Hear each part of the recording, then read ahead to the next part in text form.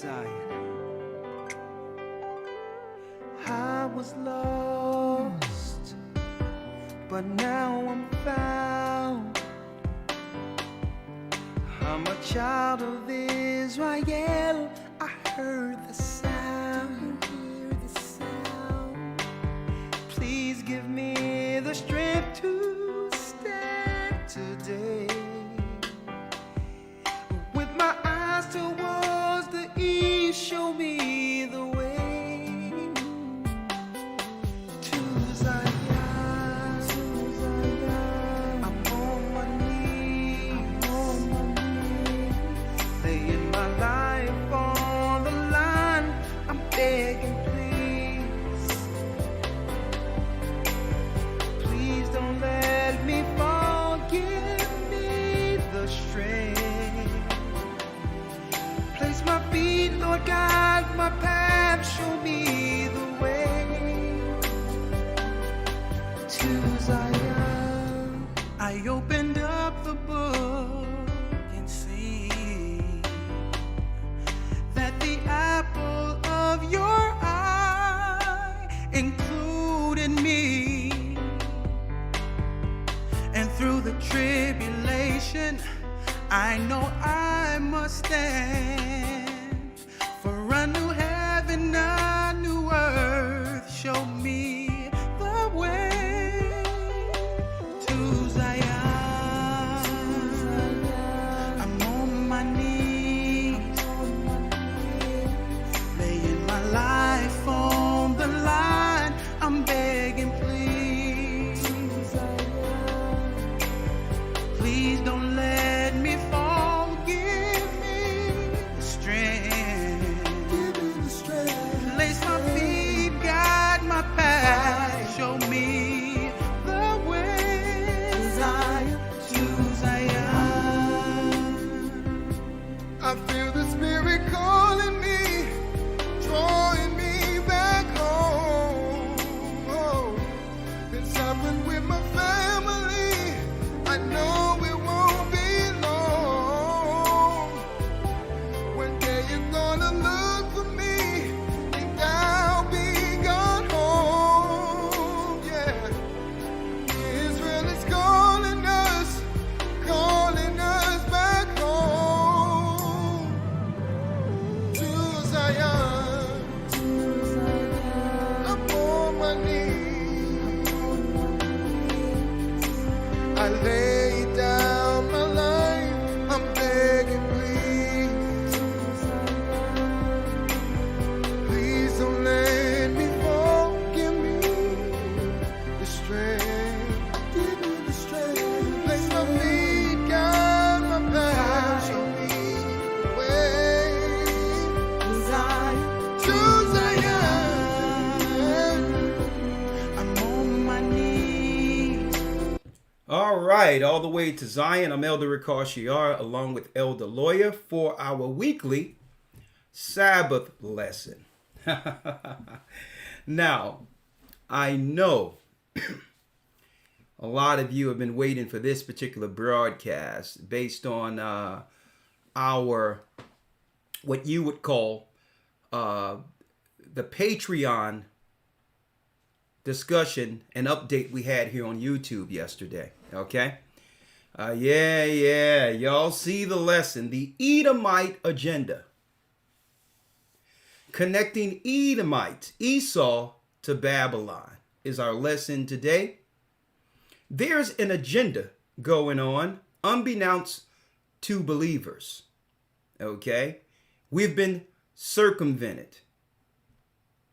Like Malcolm said, hoodwinked, ran amok, led astray. And why?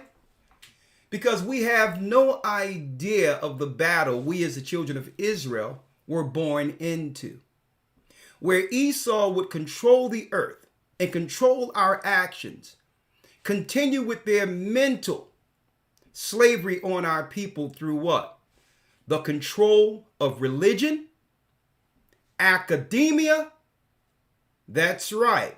Religion, academia, as well as what? Its political system.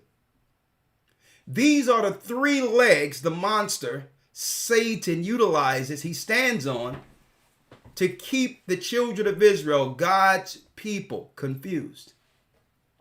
So today we would go into the understanding of how Esau was able to infiltrate us and get in position to where they are now to accomplish, you got it, the Edomite agenda. The Edomite agenda. Okay, we have to get over this European thing and white people, black people, and call it like the Bible labels it. And today, great lesson today. All praises be to the Most High. I hope you all are having a great Sabbath. And yes, we are in preparation for the Passover next weekend. All praises be to the Most High. Now, before I go into the Edomite agenda, right?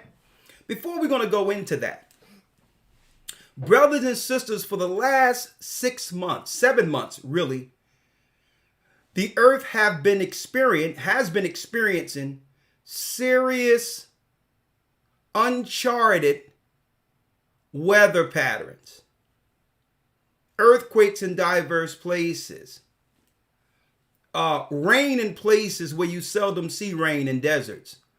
Snow in places. It snowed in Texas in November. All right. Even during this time on the East Coast, you felt the spring wind come in last week. People had on no coats, whatever the case is, walking out with shorts on, and then it was sleet and snow. Well, brothers and sisters, let me tell you now, it's because of the weather warfare, the weather modification. And the Bible speaks of all of this, okay? This is technology of the quote-unquote pagan gods being utilized through science to throw everything off in the earth, including seasons. And I'm going to be going over that after the Passover, some of the videos that fell on me. Hey, wait till y'all see this a week after the Passover. And what I'm going to do is, because we're off next week for the academy, what I'll do is, brothers and sisters, of course, for the academy news, I'm going to introduce some of those videos in respect of what? In respect of the YouTube guidelines that must be strictly followed on YouTube now that Google has been involved in, purchasing it and all that. I have to have respect for their guidelines, and we do. But some of these things I need to show, I would have to show on the separate platforms, unfortunately. But we're definitely under weather warfare. And every time you see something weird happening, like snow in March, okay, in mid-March, understand that that weather is being channeled from some other place. And it's causing disruptions where you will hear about an earthquake or something in another area when HAARP is turned on. HAARP, HAARP. Look it up. Weather for modification, weather warfare, the treaties of weather warfare. Look it up. Okay? Now, and this is why in the book of Jubilees, it states, we must keep the time 364 days only. It doesn't matter what you may see out there. Okay? As if the Most High understood, and of course he did, that there would be under Satan and his agents, under the Edomite agenda, weather warfare to cause famines in some areas, droughts in some areas. Okay? Also to cause what? Floods in some areas, earthquakes in some areas, to starve the earth out, to bring them under an order. Satan's order. So, and this is why when the Most High gave us the time, it was perfect years ago, equal parts day, equal parts night, on all of the observations that was out there. Sinai, Greenwich, as well as the Naval Conservatory in America, equal parts night and day. Once we had that, there was no need to modify after that. Because the Most High said, keep 364 days. Don't worry about what they're doing. And we're going to read this out of the book of Jubilees so that you can understand that this would happen. And then we're going into the lesson, the Edomite Agenda. Let's go, Elder Lawya. Yes, sir. The book of Jubilees, chapter 6, verse number 32. And command thou the children of Israel that they observe the years according to this reckoning, 364 days. How many days? 364 days. 364 days. 52 Sabbaths. This was the secrets of the times that was revealed to Moses on Mount Sinai. That's right. The leader of Israel who led us out of Egypt received well more than just the 10 commandments during that 40-day and 40-night span. The Most High revealed many things, including the end to Moses. He says, listen, in the Jubilees, keep 364 days. That's 52 Sabbaths. Read, Elder Lawya. Yes, sir. And these will constitute a complete year. They would do what? And these will constitute a complete year. These will constitute an complete year. See, it's not just within the earth. It's talking about time in general from the heavens.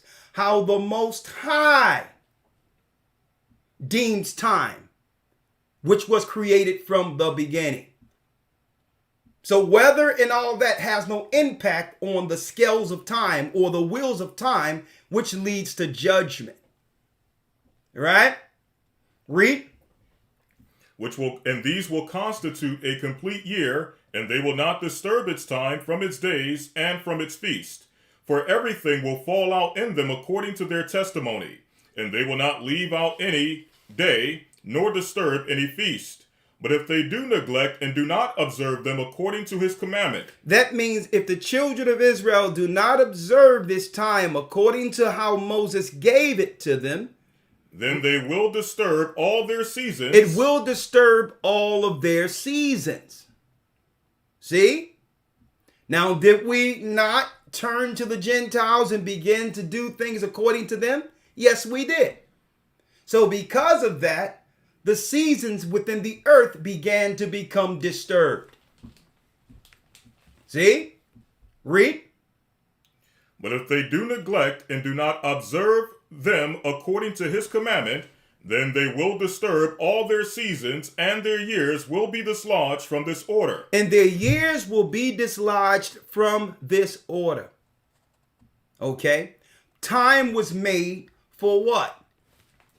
For the amendment and the making of man and the judgment on those who led man astray. So that's what time was created for. It was created to make man in the Most High's image from the beginning.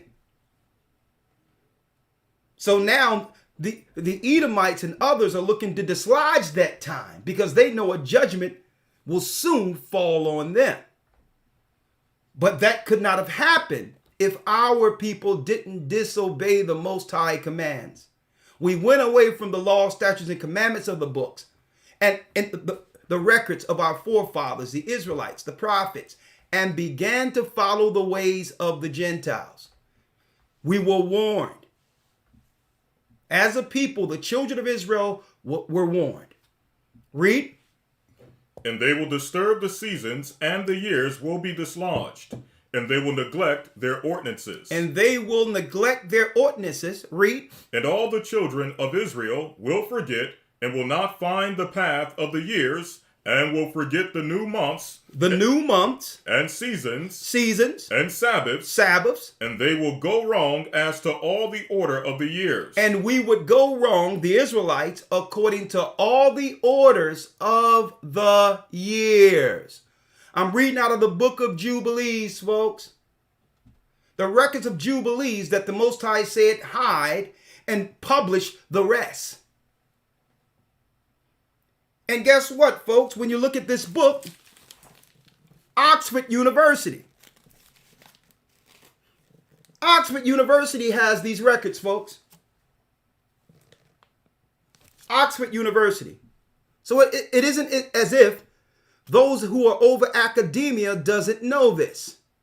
And those who are over religion, they know this. But refuse to teach it in our churches, in our what? Places of education. They refuse because they don't want us on course with the Almighty. Finish reading. For I know from henceforth, and will declare it unto thee, and it is not of my own devising, for the book lies written before me, and on the heavenly tablets the division of days is ordained. So on the heavenly tablets, the divisions of the days are ordained. Okay? That means, that's right, within the records in heaven, regardless of what's going on earth, time is being kept according to this order given to Moses. It doesn't matter what's going on down here. Thou shalt be done on earth as it is in heaven. Hence the reason when the Most High gave us the information, we immediately began to put it together and put it in a calendar so that others can order it and be on time, knowing that the days have been dislodged due to our fathers' disobedience, to get back on course. See, this is why we put it in a calendar to ship it out and give it to people who would like to see it from year to year to year. And why? And there's no adjustment of this from year to year. Why? Because the Most High said, keep it 364 days only. Don't worry about it. Once you got 52 Sabbaths, just keep doing it that way. And eventually, we're going to meet according to what's happening in the heavenly realm by getting back on course. There's no need to every year adjust it and look at this and look at that every year. There's no need to do it. Once we had it where it was equal parts night and day on all of the records in the earth, and I believe the Most High gave it to us at the time he gave it to us. At that time, there was no need to adjust from year to year. We're going to keep it 364 just like he commanded. Read. For there will be those who will shortly, in fact, jumping back, it says, for I know, and from henceforth I will declare it unto thee, for it is not of my own devising, for the book lies written before me on the heavenly tablets, the division of days is ordained, lest they forget the feast of the covenant and walk according to the feast of the Gentiles. And begin to walk after the feasts of the Gentiles. Now, how are the feasts of the Gentiles reckoned? Read. After their error. And after their what? After their error. Their error. How are the Gentiles in error? Read. And after their ignorance. For there will be those who will assuredly make observations of the moon. He says there will be some who would do what? Will assuredly make observations of the moon. Who would assuredly make observations of the moon. The Gentiles' error is reckoning time year by year using the moon. When the moon works in conjunction by following the sun through gates or portals. The earth doesn't revolve around the sun. All of the stars and what they would call planets like sun, moon, revolves around the earth through gates to give the earth light. See, there's a course. The sun has one course and the moon has another.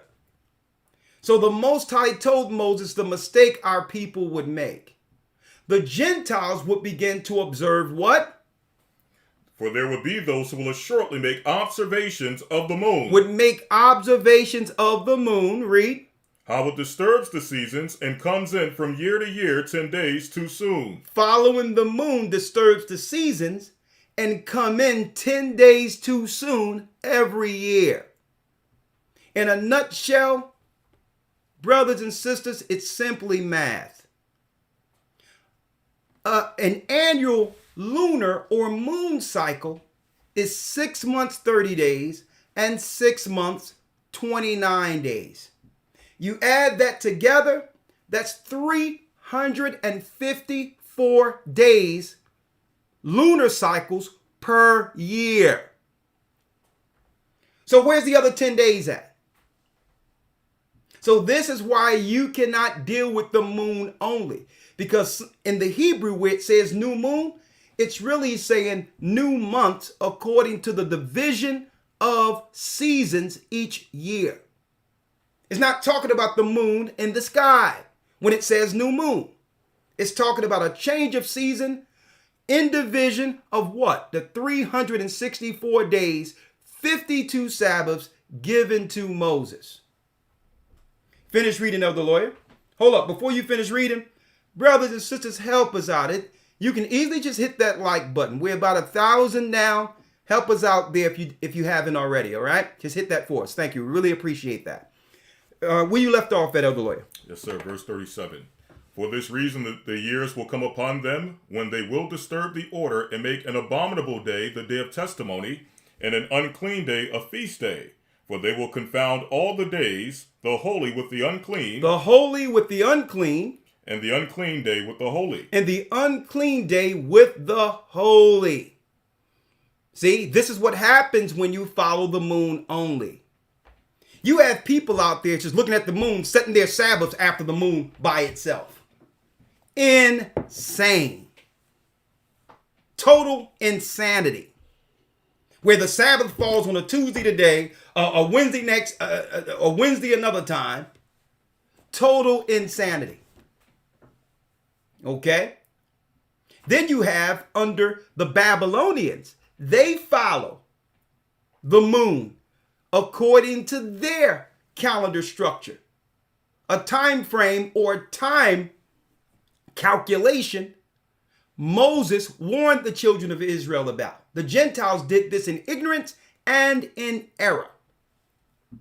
See? Finish reading, Elder Lawyer.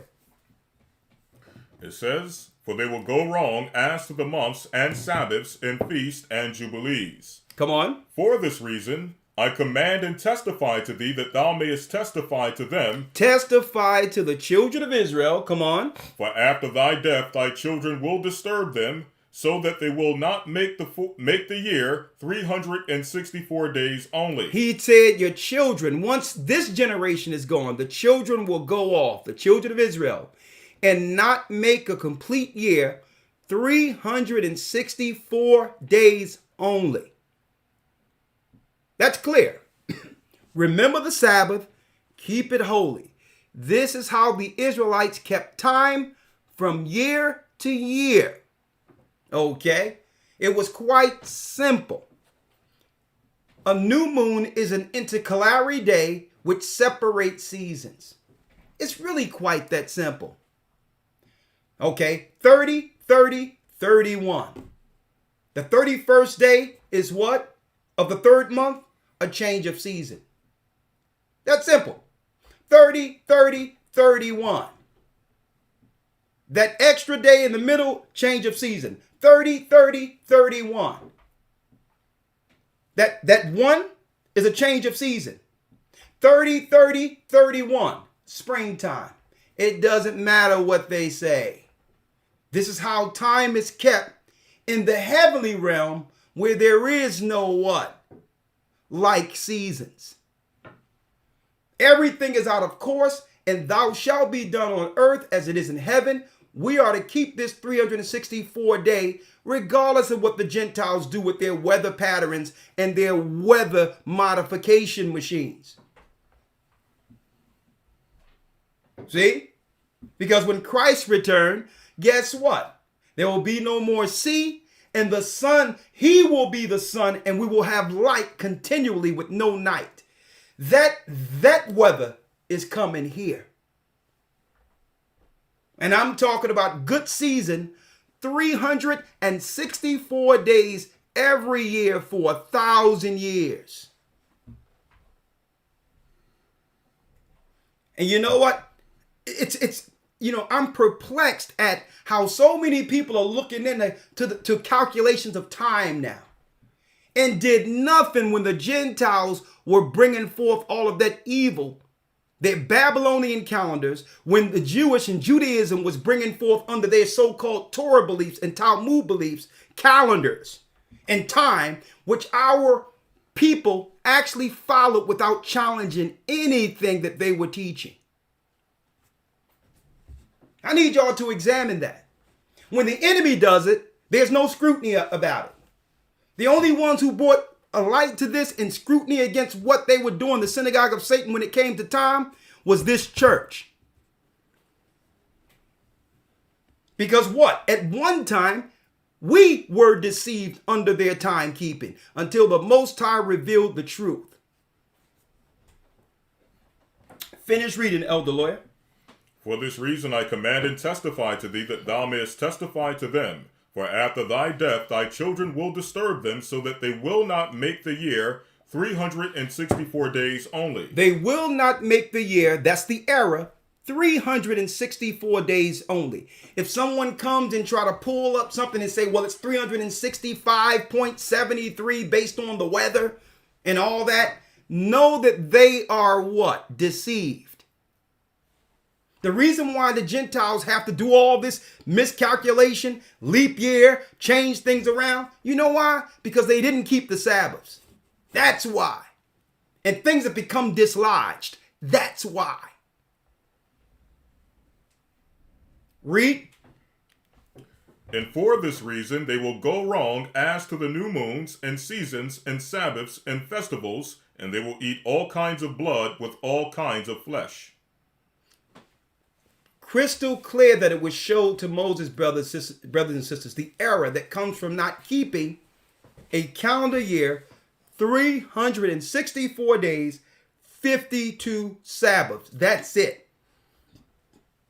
He says that's an error and ignorance of the Gentiles. You do it this way, and guess what?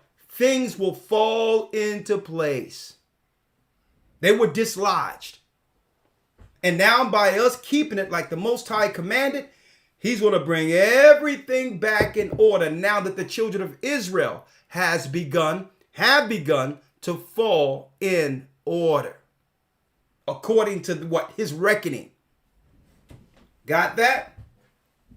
I really appreciate you all for hitting the like button real quick. We just had to do that in Jubilees. And I'm going to have AC clip this. And it's going to be called Calculate Time According to God. Calculate time according to God's law. Right? So we're going to make this a section by itself to be uploaded. Don't worry about it. Let's now go in, Elder Lawya. The Edomite Agenda. Linking Esau directly to what? Babylon. The Babylon ideology that's taught in our colleges, that's right, and their religious institutes that are set up, all of it. Their true agenda that was hiding the whole time right up under us will be revealed today. That's right, we're going to talk about that, all right? Real quick. Now, before I do that, I'm going to allow you all to file in, right? Help us out. File on in, right? 1 second. I need you all to file in, hit the like button, and we'll be right back with the lesson. Right back. 1 second.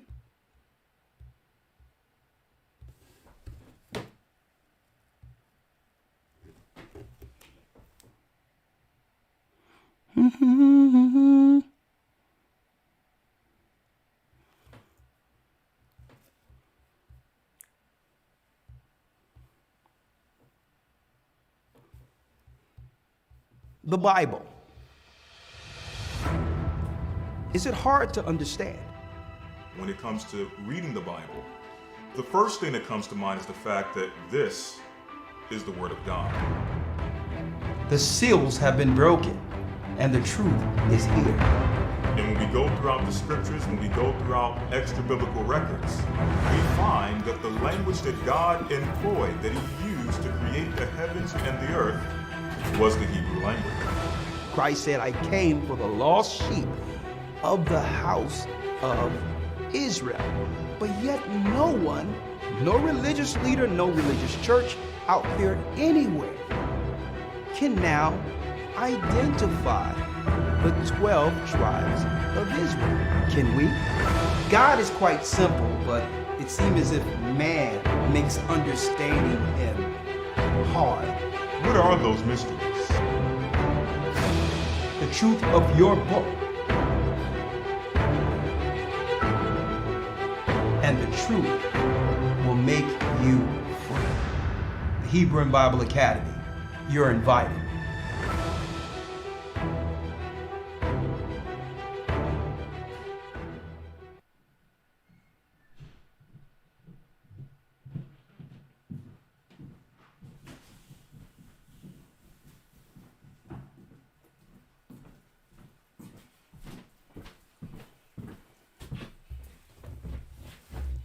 All right.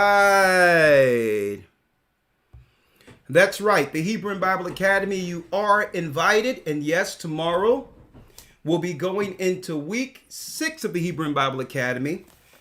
Yes, the love-hate relationship between man and woman.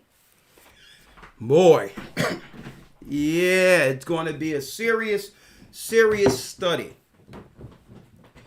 on each of our natures, the man nature and the woman's nature. Okay, Satan have turned us one against each other, so that we learn to hate what the Most High made naturally. Men and women were made differently. Okay, they were made entirely different. Okay, and so a man that's looking for, a woman that's operating in that spirit of a man, you're going to do what? You're going to butt heads. So eventually, we must all submit according to the orders of God to see each other as the Most High intended. Okay? Because the world has gender bended, confused everything to a point to cause a melting pot of confusion so that we can fight one another, which is another Edomite agenda. And we're going to be talking about that tomorrow. Now, let's go straight into it. The Edomite agenda. Now, we've done many days where we get into Genesis 25 to identify who? You got it. Who is Edom? We covered that lesson in the academy as well as on our Sabbath broadcast, right? Jumping into who's Esau and what is their true agenda on earth. Where were they during the time of Christ? What were they doing? And how does that translate to the world we see today? The confusing world called Babylon. We're going to go into that right now, right? And let's go to the book of Obadiah first, Elder Lawya. The book of Obadiah, the Edomite agenda.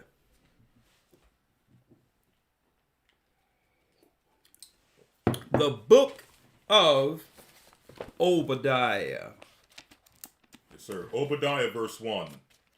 The vision of Obadiah, thus saith the Lord God, concerning Edom. Concerning who? Concerning Edom. Concerning Esau. Edom. Who's Edom? Genesis 25 states that the first came out red all over, and they called his name Esau. Okay? Red, not white, red. All over from head to toe. Well, the prophet Obadiah received what? A vision concerning Edom's future. Right? Read. Thus saith the Lord God concerning Edom. We have heard a rumor from the Lord, an ambassador is sent among the heathen. Arise ye, and let us rise up against her in battle. We've heard a rumor. Wars and rumors of wars from the Lord, where there would be an ambassador in the earth that the Most High would have to eventually rise up against her in battle. The war of all wars that will culminate before the coming of our Lord and Savior.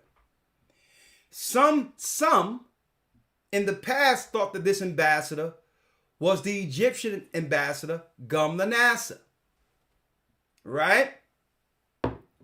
Some people, we've been taught in the Western world through the American right-wing Christianity that ambassador is Russia.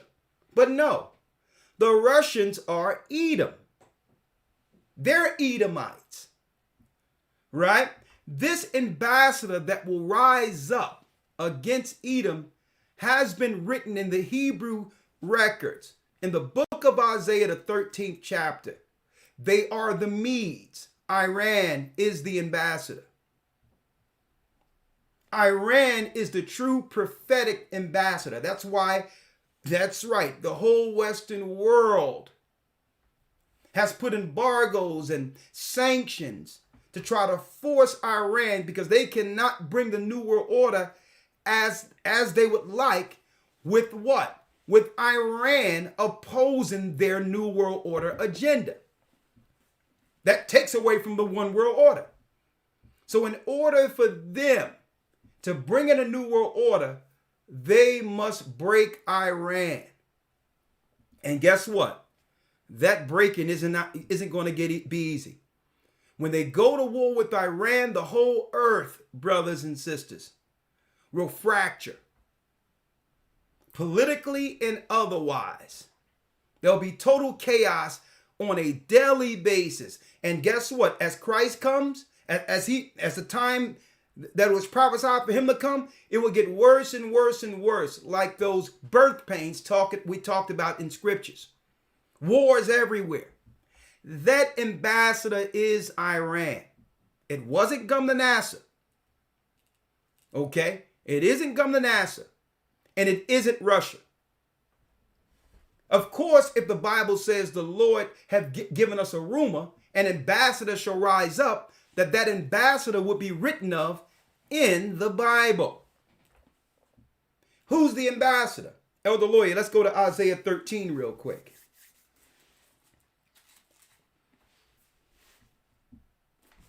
Isaiah 13, verse number 1. Read.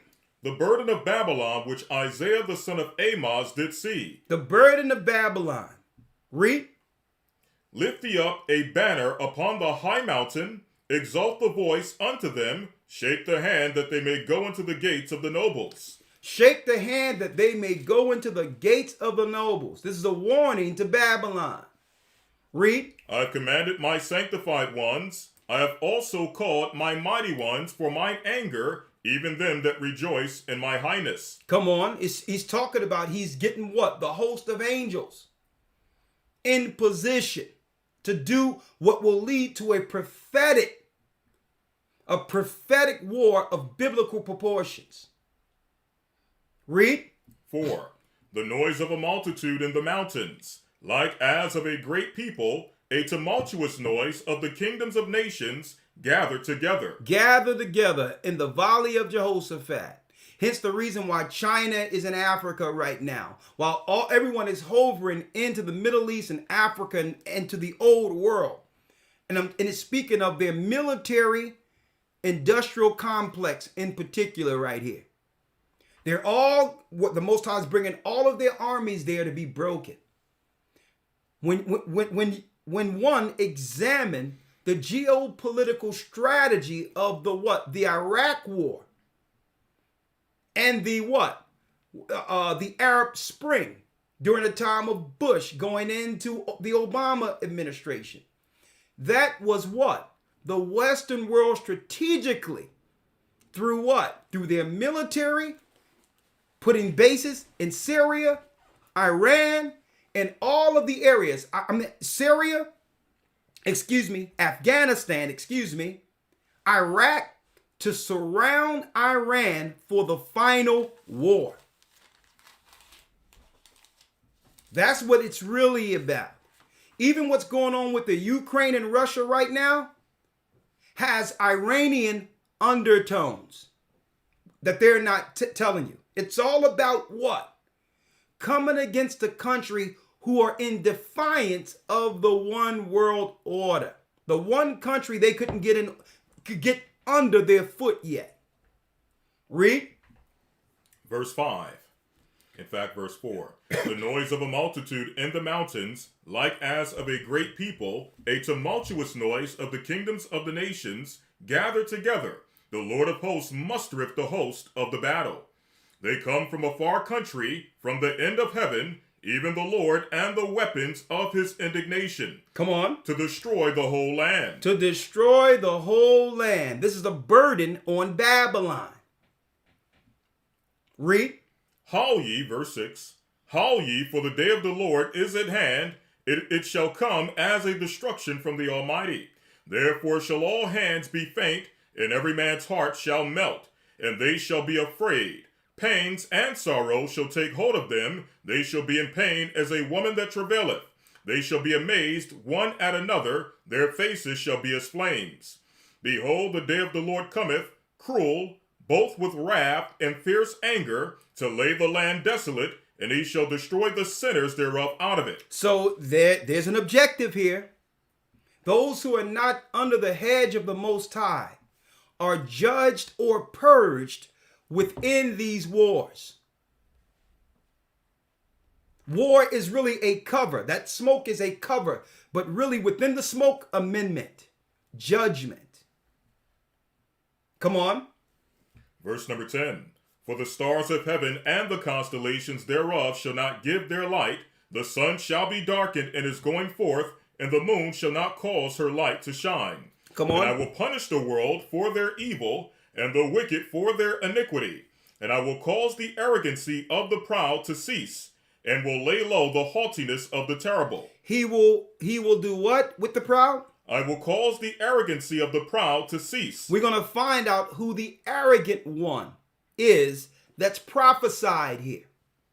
He would do what? Read it once more. And I will cause the arrogancy of the proud to cease. He will cause the arrogancy of the proud to cease. And that's on every level. But especially the one who rules with pride in his heart. And that is the spirit that have created the fabric of what? The USA. Babylon, the daughter of Babylon. Edom is behind its construct. Edom is the modern day Nimrod. Edom is the modern day Cain. We're going to show you. Read. And I will cause the arrogancy of the proud to cease, and will lay low the haughtiness of the terrible. Come on. I will make a man more precious than fine gold. I will make a man more precious than fine gold. Read. Even a man than the golden wedge of Ophir. And that's talking about the rarity of a man. Why? Depopulation as well as many men falling out in warfare. See, if anything that positive that comes from all of this that's going on, we understand it was prophesied by our God first, and there's refuge for those who would believe and understand according to the God of Israel, the God who sent Christ. So that's the silver lining in this. Another silver lining. There is no gender bending or confusion concerning sexes in what? In the midst of warfare. Equality goes out the window. Okay? Because you don't see nobody, no women looking to have equality when it comes to running into a war. That's when reality comes with what? Respecting a serious defense that was born to protect you. When it comes to war, I don't see anyone fighting for equality. No, right now in the Ukraine and other areas, you got women and children trying to get to Poland. What I thought you wanted equality. Equality means you want to die at the same rate too. In war. So that's another thing. This amendment is putting things in order also, because it's showing you the political agendas through Edom that they was using just to do what? Divide society and families. But they know that stuff isn't real. They know there's no true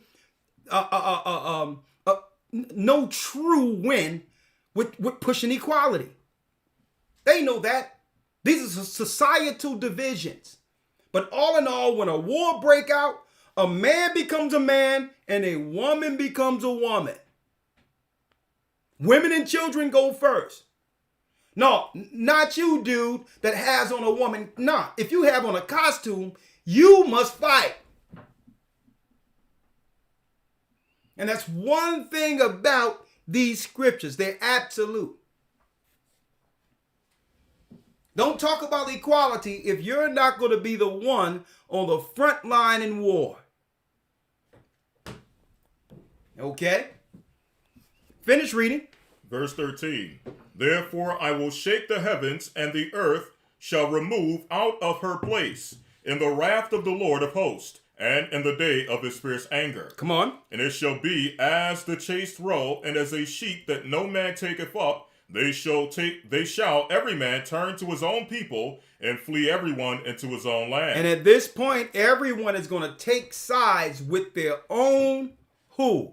Country, race, people. Now, what of us? These countries have already developed what? A societal love to protect their own. Who are we going to run to? Who are we going to cleave to? That's why it's the opportunity is now. Who you're with will be your defense in that day. Who you're with when it goes down. If you were a person that couldn't get along with other people and cause division and you're out there on your own, don't believe that's the Most High with you. That was your own ignorance and pride that has you out there like a bull straying alone without any nation protection. You can't say because of the Most High you're straying alone somewhere. That was your own pride, arrogance, and ignorance. Hence the reason, and I thank the Most High for the gathering of Christ Church. I thank the Most High for the brothers and sisters. And we're going to even show our appreciation at Passover and all that, because that's the extended family that the Most High have developed in this earth so that we can protect one another in such a day as this. It doesn't matter what country we go to, what state we go to. Guess what? There will be what? Refuge for our families. Okay? That's right. The Most High, through his work, is developing a nation. And you might think, well, okay, what are you talking about a nation? That's right. Only 70 souls walked into Egypt, and a multitude came out as a nation. It doesn't take, the Most High don't need a lot of people. He just needs people, enough people to work together under one spirit, his spirit. Finish reading, Elder Lawyer. Verse 14, and it shall be as the chased roe, and as a sheep that no man taketh up. They shall every man turn to his own people, and flee everyone into his own land. Come on. Everyone that is found shall be thrust through, and everyone that is joined unto them shall fall by the sword. Everyone that is joined unto Babylon shall be destroyed. And this is when you're going to realize that you were deceived. This is when you're going to realize the ideals that you've attached yourself to was to get you out there by yourself and do what? Die under those false ideologies that was what peddled to you by Esau.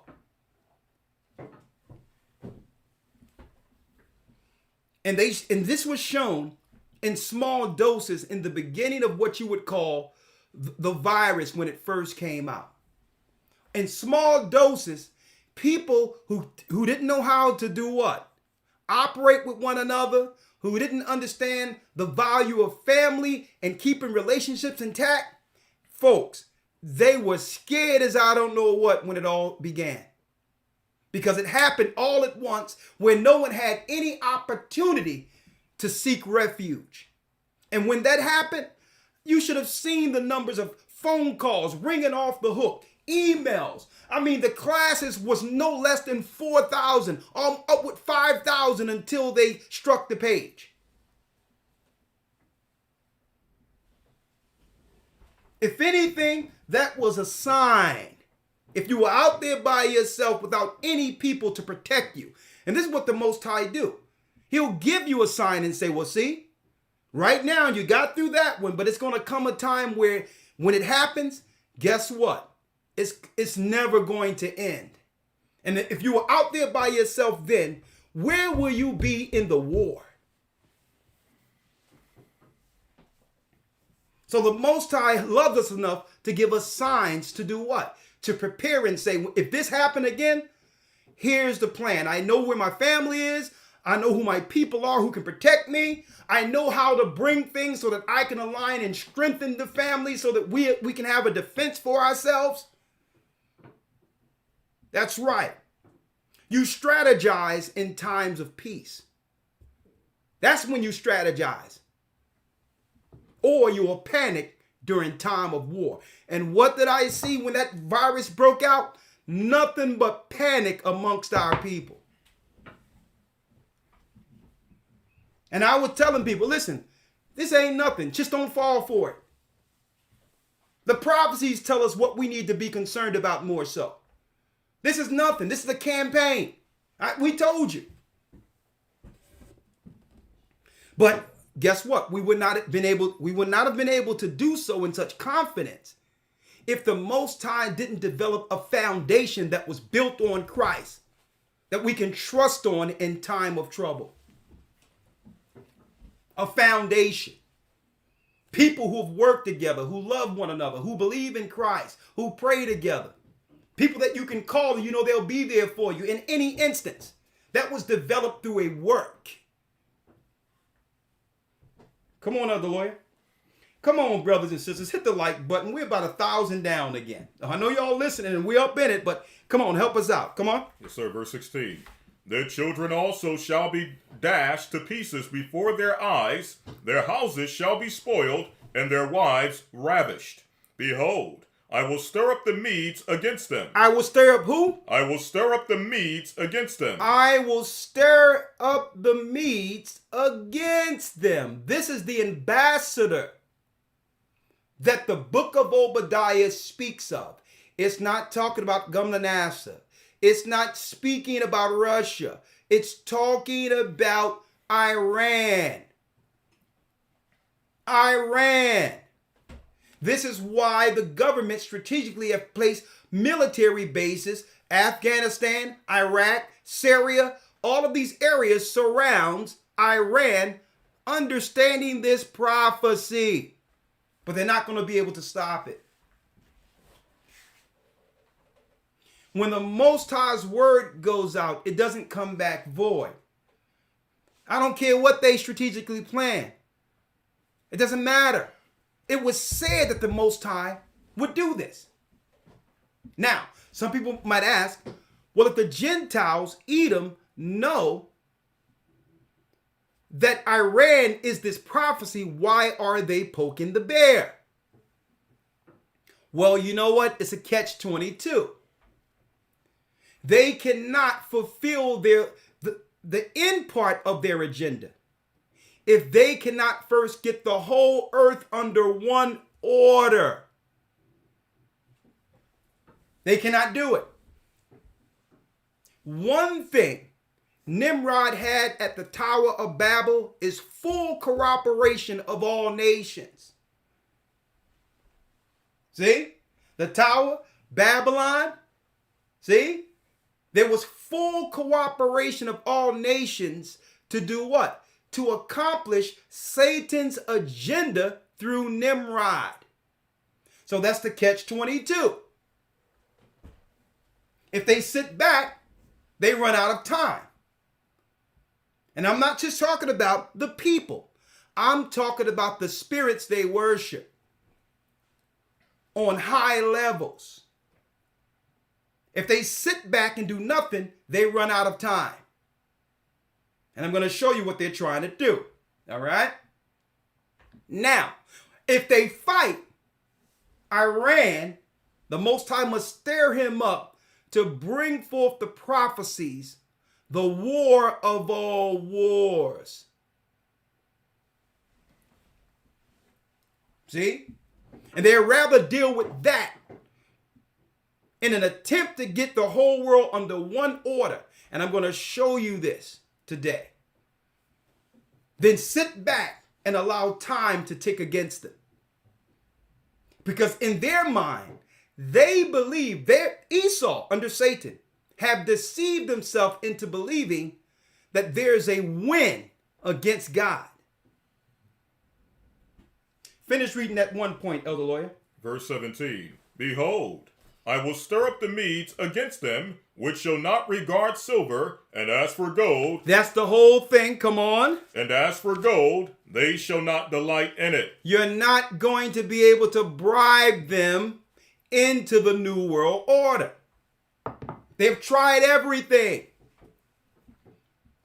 But Iran, in their minds, they believe prophetically, that's right, that they were put in place for an end time cataclysm. So there's no money. That's why they're trying to sanction Iran to squeeze them financially. But it hasn't worked. Because to them, it's not about gold or silver. It's about surviving to keep the values that made their country strong. Family. They're fighting against the Western world's immorality. They see what happens when they send their children here to America. They're not the same when they come back. They see the poison that's administered from the daughter of Babylon. And they know that if their moral fabric is destroyed, there's no country to what? To defend anyway, if the children are compromised. So they're fighting for something more than just silver or gold. You can't pay them to sell out their own children like you can here.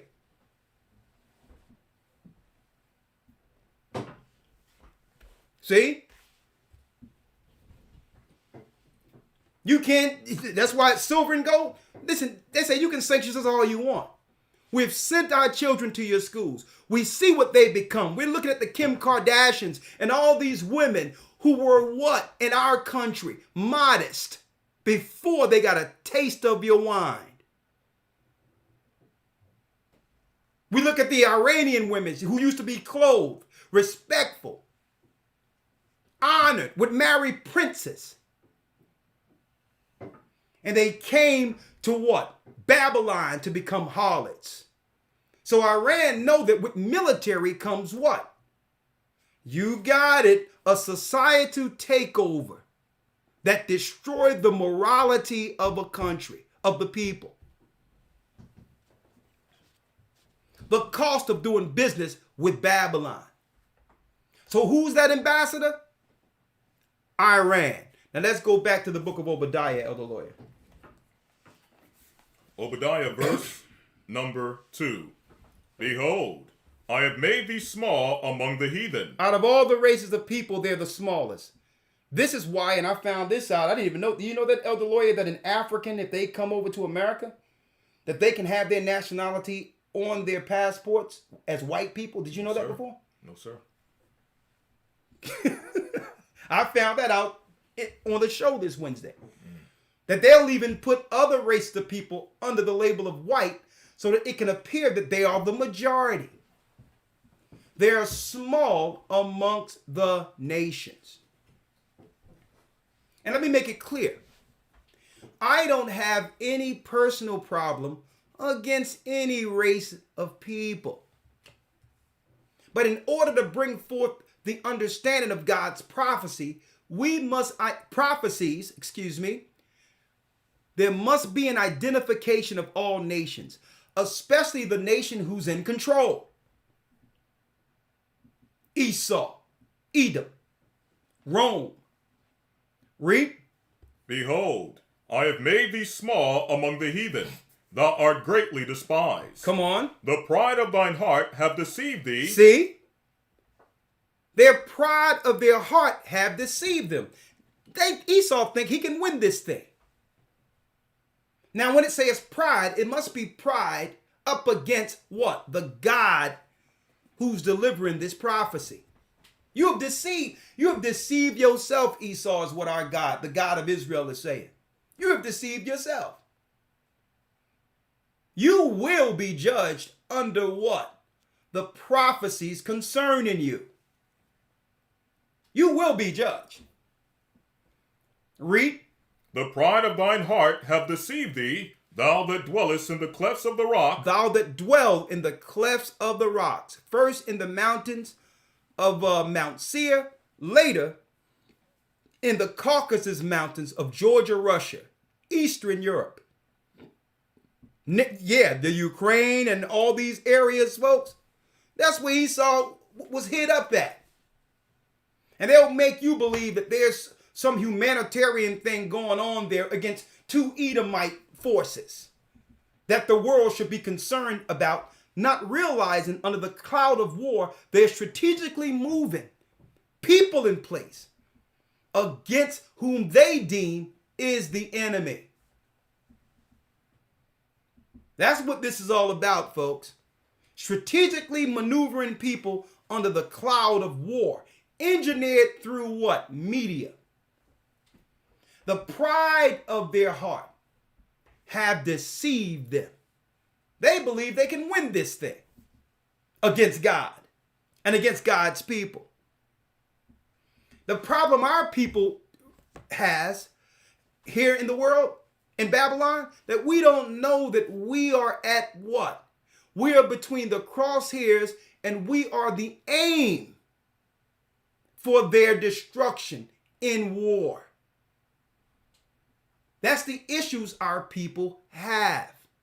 Trusting in Babylon, believing that Babylon has our best interest, but at the same time looking at and witnessing the destruction of what? Our moral fabrics and our families. Finish reading, Elder Lawyer. Come on. The pride of thine heart have deceived thee, thou that dwellest in the clefts of the rock. Thou that dwelleth in the clefts of the rocks. Whose habitation is high. Whose habitation is high. That saith in his heart, who shall bring me down to the ground? Saying, who shall bring me down to the ground? Read. Though thou exalt thyself as the eagle. Though thou exalt thyself as the eagle. Every place Esau takes power, any area that he actually, sets his foundation on, just like an eagle, he perched from high and watch its prey. Every place he established, he brings forth the eagle as his emblem. Esau's not even hiding who he is in the earth, who they are. Russia, eagle. Rome, eagle. America, eagle. England, eagle. Though thou exalt thyself as the eagle. Read. And though thou set thy nest among the stars. Here's the agenda. Though thou set thy nest among the stars, and we're going to go back there. Their whole plan is to do what?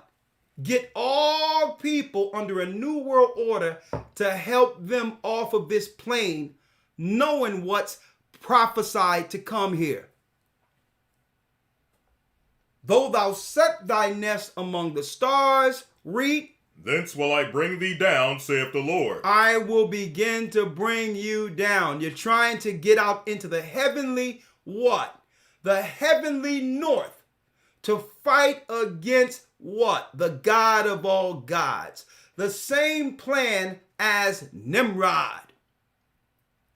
We know that your space technology, the technology we see today, is angel technology. But you know we're in a time where the people will not what? Volunteer. Understanding your true missions now, your true agendas against everyone. So now they're tightening the reins, Esau's doing so, to force people to build his tower. Hence the reason for war. But in order to do so, he had to break us down through time. Right? He had to break us down through what? Through academia, religion, so that we as a people could begin to compromise our traditional beliefs. How did Esau do so? I'm going to go back to Obadiah, but now it's time to show you how he did so. Right? At one point, Esau primarily was dealing with the Canaanite religion that he learned under Satan at Mount Seir. Now, eventually, brothers and sisters, there was what? A compromise, an alliance that would allow Esau to come in under the children of Israel's belief system. Now, at that time, it was an alliance that we didn't deem a threat. But eventually, Esau would work in an undercurrent to use what he learned from us to create a new religion that would eventually taint the minds of what? The future generations. What was at the core of their belief, right? Elder Lawya, I need you to get Hyrcanus, the time of Hyrcanus, out of the Josephus. This is Antiquities of the Jews, book number 13, verse number 275. Come on. Okay, now y'all doing a great job, but if you haven't already, you're in right now. Please hit the like button for us so we can drive more traffic here. We're up 36. Let's see if we can get this over 4,000 a day, because there's some important information that's going to be divulged, okay? Help us out. Come on. Hyrcanus took also Dora and Marissa, cities of Idumea, and subdued all the Idumeans. Idumea is the Greek word for Edom or Esau. You can find Idumea in the Bible. Okay? Hyrcanus were what? They were Israelites.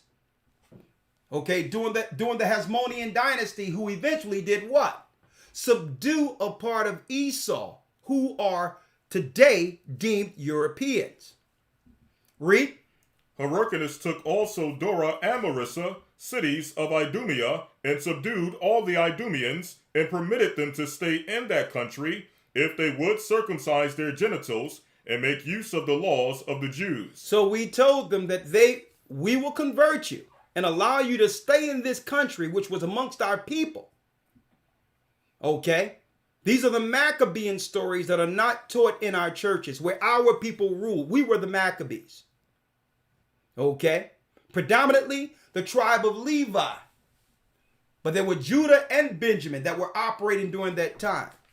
And keep in mind, these were predominantly black, if you want to call them black people, brown people, like Lawya and I.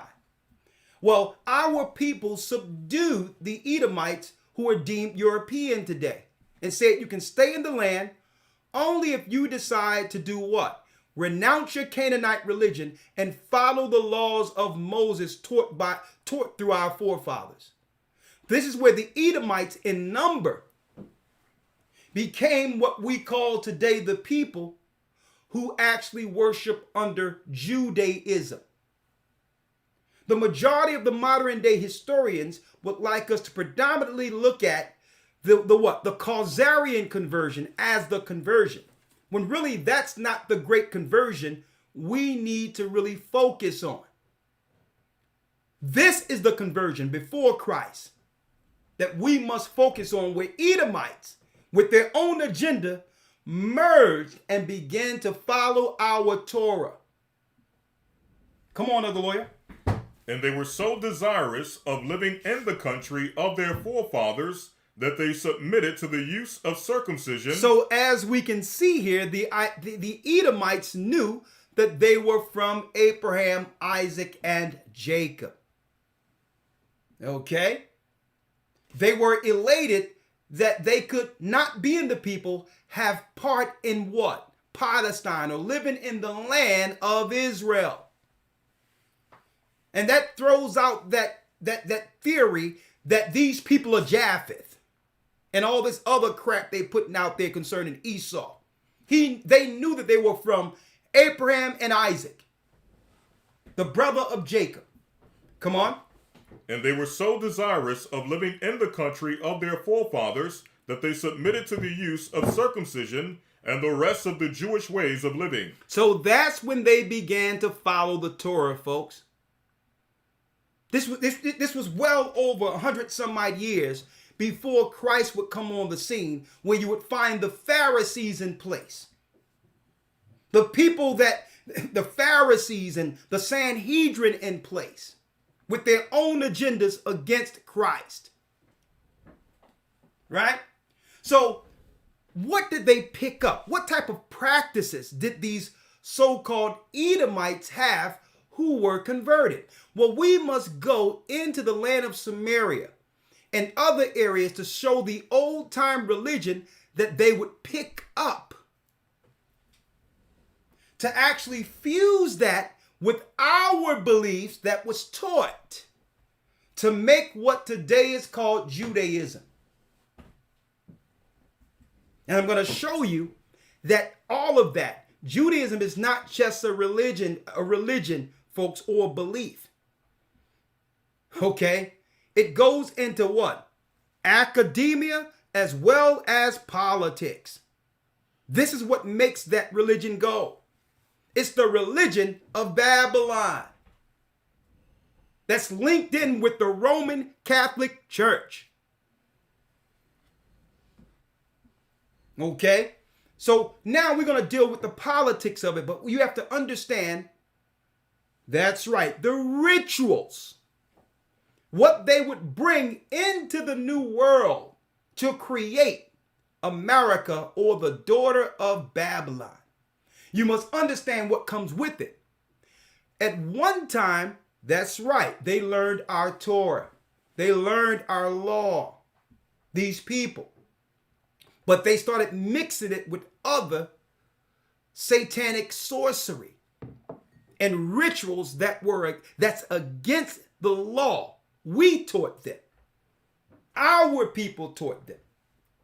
Elder Lawyer, now let's go real quick to 2 Kings 17. And this is why we tell you, brothers and sisters, I'm quantifying it in this lesson today.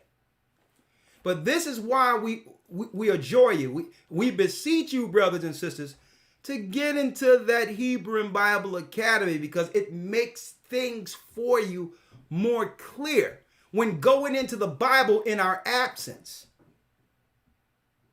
In our absence, we're quantifying it, but there's a lot of history and all that we be bringing forth to verify and to substantiate what we teach, what the Most High have blessed us to teach in this church.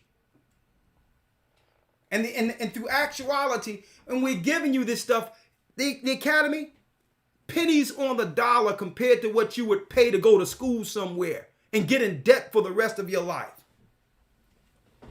It averages out to $50 a month to have your eyes clearly open when it comes to understanding what this book is and how the enemies infiltrated through their own philosophies and churches and ideologies.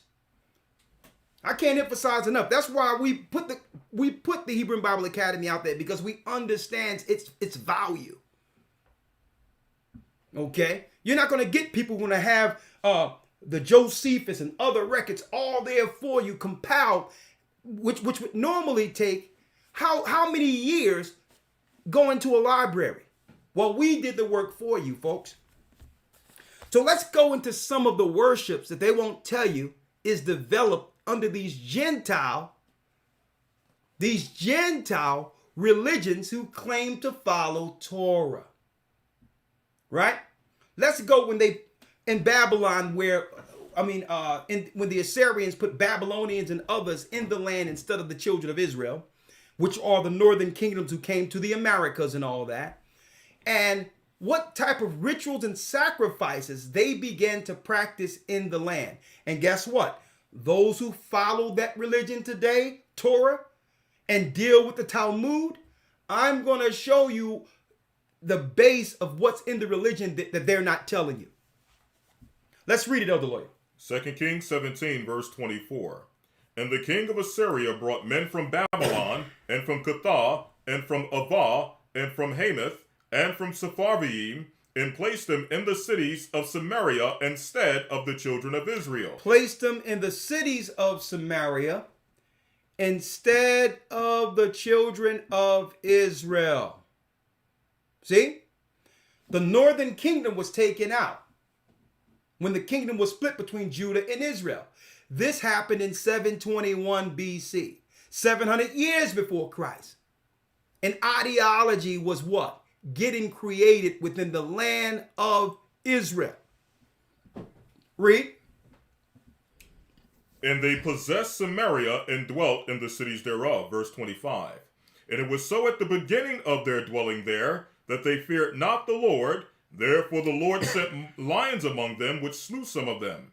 Wherefore they spake to the king of Assyria, saying, The nation that thou hast removed and placed in the cities of Samaria know not the manner of the God of the land. Come on. Therefore he sent lions among them, and behold, they slay them, because they know not the manner of the God of the land. Come on. Then the king of Assyria commanded, saying, Carry thither one of the priests whom ye have brought from thence, and let them go and dwell there, and let him teach them the manner of the God of the land. Come on. Then one of the priests whom they had carried away from Samaria came and dwelt in Bethel, and taught them how they should fear the Lord.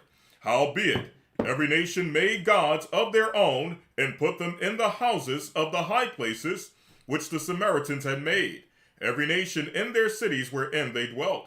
And the men of Babylon made Succoth-Benoth, and the men of Cuth made Nergal, and the men of Hamath made Ashima, and the Avites made Niphos and Tartak, and the Sepharvites. These are all temples to gods to sacrifice to. Read. And the Avites made Niphos and Tartak, and the Sepharvites burnt their children in fire to Adrammelech. And they burned their children, what? In fire to Adrammelech. In fire to Adrammelech. Child sacrifice. Fused with what? The laws we taught them in 721. So now, when they're before us, speaking of the nations who have now taken from that religion that was created there, that we see today, when we talk with them, they talk Torah. They talk Torah. But when others speak to them, they talk Talmud. See? Slick.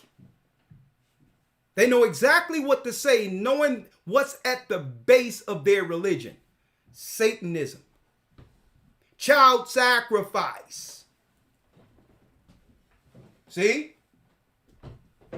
So when we taught the Edomites in Idumea, yes, they followed the law in front of us, but they were still dealing with the undercurrents of the Canaanite religion and what we are witnessing here. Those who went in our land and began to sacrifice children as part of their rituals. Now, of course, some might ask, well, does that happen today? Yes. But we have the news who can explain things off as accidents.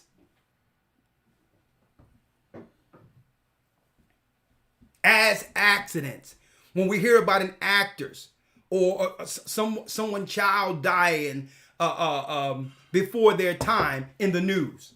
They got the news that can explain it off, but brothers and sisters, it be eyes wide shut, sacrificing to Adrimelech and other gods. Moloch, child sacrifice.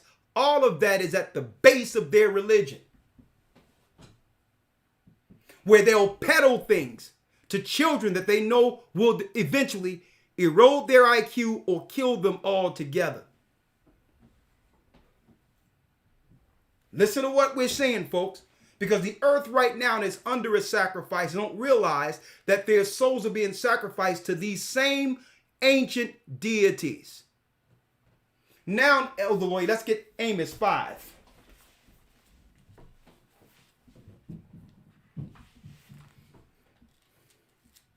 And we're going to bring this up full circle. We're going to bring it around full circle. This is Amos 5, verse number 26. Read. But you've borne the tabernacle of your Moloch. Of Moloch. And Chayun. And Chayun. The images of your God. The images of your God. Which ye made to yourselves. Which ye made to yourselves. Because eventually, after the fall of Babylon, our people began to follow these false religions and practices and rituals, which led to our people going into captivity. This new way of merging what? The Torah and God's law with what? Pagan ideology, which led to the fall of our people. And it's the religion the Gentiles continually till this day upholds. Read on, Elder Lawya.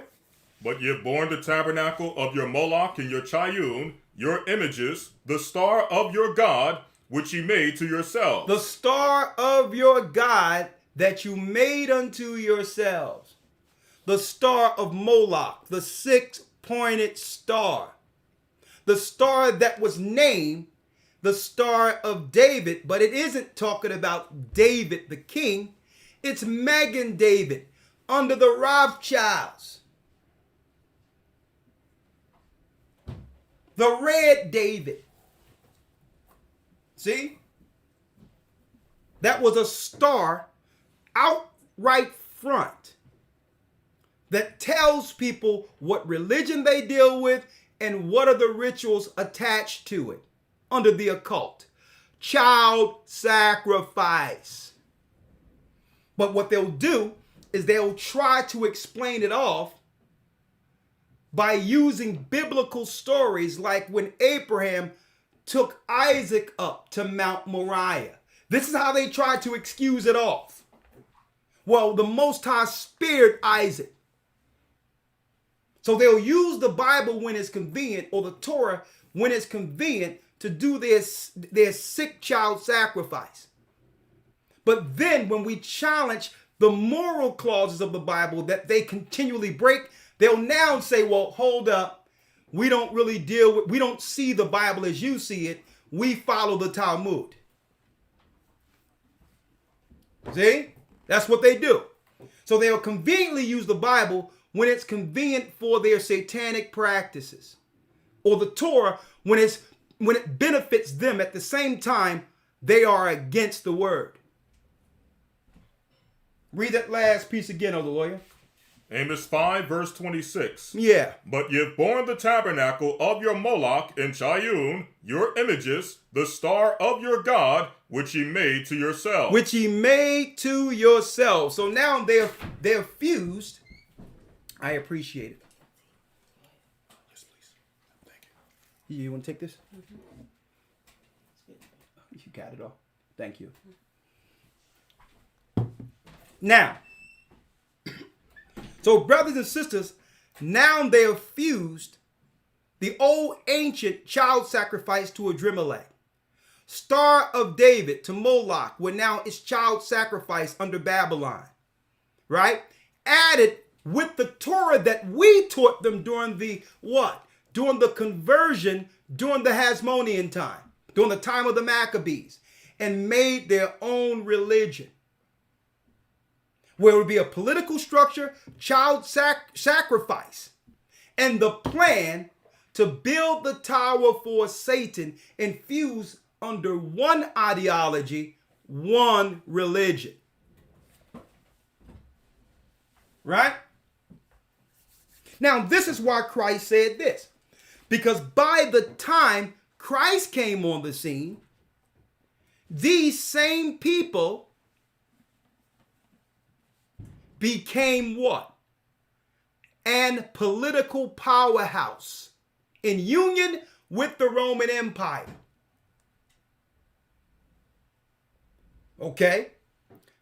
Where now, instead of an established hierarchy to protect the Israelites in Judea, there would be a new setup called the Sanhedrin.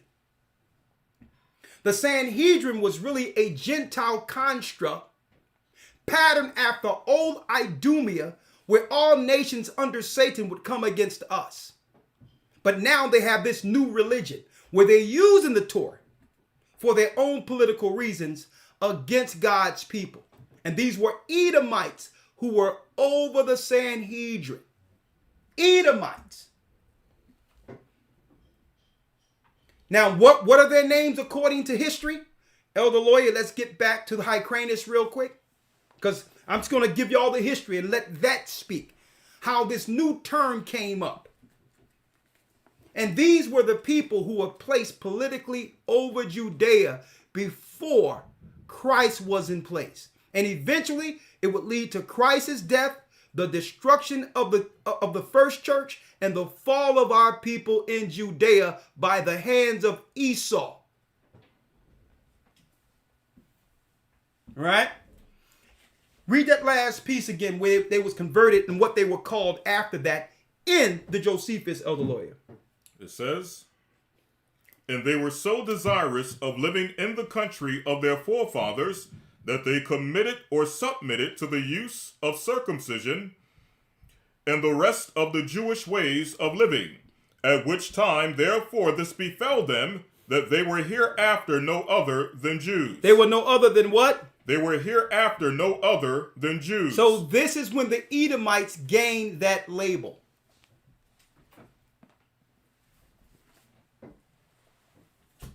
See? So now when the Roman Caesar is in place, he would put his brethren in who were converted into that religion to become what? Leaders politically over our people. All the way up from this conversion to Antipater to Herod the Greek, who became governor over Judea, who sought to kill our Christ at birth. It's nothing for them to kill children at birth. It was a part of their what? Religion.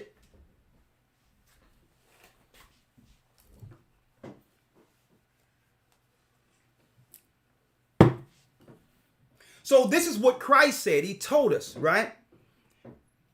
He told us to beware of something. These Pharisees weren't all of our people. They weren't our people. They were political plants in place who used the Torah when it was convenient for them. And they would add their teachings of the Torah with the ancient sacrifices and rituals that came with child sacrifice, as well as wordplay, philosophy. Elder Lawya, and this is what Christ told us. Christ warned us of them. Because what? These are what we call today politicians, folks. Politicians who use the Bible when it's convenient to garner sympathy, but has an agenda to destroy us inwardly. The Sanhedrin was a political construct. And this is what Christ said. Let's read it real quick, Elder Lawya, in Matthew, where it says, beware of the leaven.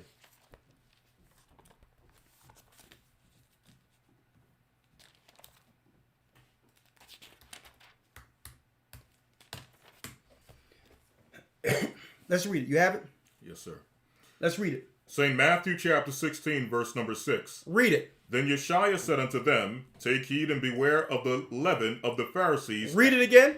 Take heed and beware of the leaven of the Pharisees. Take heed and beware of the leaven of the Pharisees. That's what Christ told us. Now think about it, folks. I don't know how many of you out there bake, but it only takes a little bit of yeast to impact the whole loaf. And that's the difference from what? Leavened bread and unleavened bread. You can have your flour, your little sugar, a little thing of salt, but folks, you can take a little bit of leaven or yeast and put it in it, and you can have it in a thing of flour. And you will never see it working, but eventually it blows the whole thing up and makes what? Loaves of bread.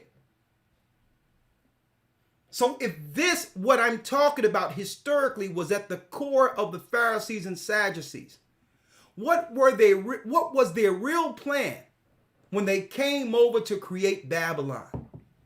When this was the leaven in it, to have us believe that it was about morality, the traditional values of God.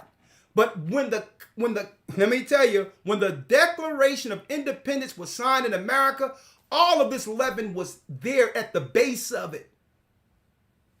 And eventually, once America comes to its end, we would understand its purpose from the beginning. Hid, claiming that they were down with our God, down with our Bible. But we have now been infected by the leaven of the Pharisees. Read that again, Elder Lawyer. Then Yeshua said unto them, Take heed and beware of the leaven of the Pharisees and of the Sadducees. Read. And they reasoned among themselves, saying, It is because we have taken no bread. So they was reasoning among themselves, not realizing the depth of what Christ was dropping here. The Pharisees come with little subtle things as if they're down with the people. But it's so small, if you receive any of it, you will be affected, just like a loaf of bread is infected by yeast. See, Christ knew what was at the what? At the base of the Pharisaical beliefs and the Sadducee beliefs. Satan's agenda. So beware of people when they try to use the Bible, but when you show they're contradicting themselves through hypocrisy, how they're now leaning towards another book outside of it. Oh, well, yeah. And then when you challenge them on the precepts within the Torah, they'll say, well, really, we don't really believe the Torah like that. We follow the Torah through the Talmudic philosophies. Now you realize that they're deceivers. And this is what Christ is saying. They have the mindset that they're taught about through the Babylonian Talmud when they stand before us in Torah. The sacrifice and the rituals and the evil doings of the past is what's shaping their real ideology, a destructive religion against us, a destructive political system against us. But they'll always use the word of God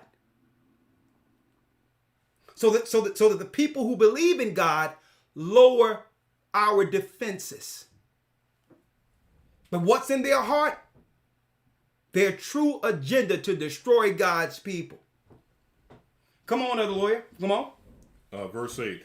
Which when Yeshua perceived, he said unto them, O ye of little faith, why reason you among yourselves, because ye have brought no bread? Do ye not understand, neither remember the 5 loaves of the 5,000, and how many baskets ye took up? Neither the 7 loaves of the 4,000, and how many baskets ye took up? How is it that ye do not understand that I speak that I spake it not to you concerning bread. He says, I'm not talking about bread right here, brethren. Read. That you should beware of the leaven of the Pharisees and of the Sadducees. But you should beware of the leaven of the Pharisees and Sadducees, because they're going to present the Torah, the prophets, the information of the Bible that they know that you'll immediately agree with. But there's something else in the undercurrent of them. They hate God. They hate Christ. They hate us. But they'll never say that out front, knowing that they need us to do what? To progress their agendas. So we have to understand what's at the fabric, what's at the bottom, what is their agenda, so that we can say, well, no, we don't want none of the leaven. We don't care if you agree with us. And one of the greatest pieces of leaven that have ever happened to our people is not trusting in God over a political system that was established to destroy them. The Sanhedrin was a political position under the Roman Empire used to infiltrate, control, and to use the children of Israel as slaves.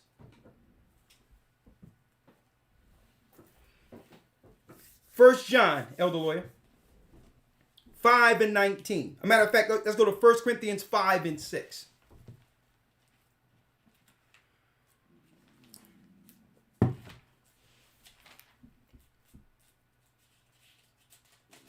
First Corinthians 5, verse 6. Read it. Your glorying is not good. Know ye not that a little leaven leaveneth the whole lump? Know ye not what? That a little leaven leaveneth the whole lump? It only takes a little leaven to leaven the whole lump. Just a little. It destroys everything. You don't see it initially because it seems innocent. It's only a little bit. But this is what they do. They always bring in a little leaven and have us connect ourselves with it. And at the end, when the bread blows, when you see it for what it is, and this is usually when it's too late to do anything about it. We've been deceived or tricked. When it's too late, by the time we see what the true agenda was, it's too late to do anything about it anyway. See? This is what they do. When it comes to tolerance, when it comes to bullying, all of these things, initially we're being what? Being caring people who believe in God's word.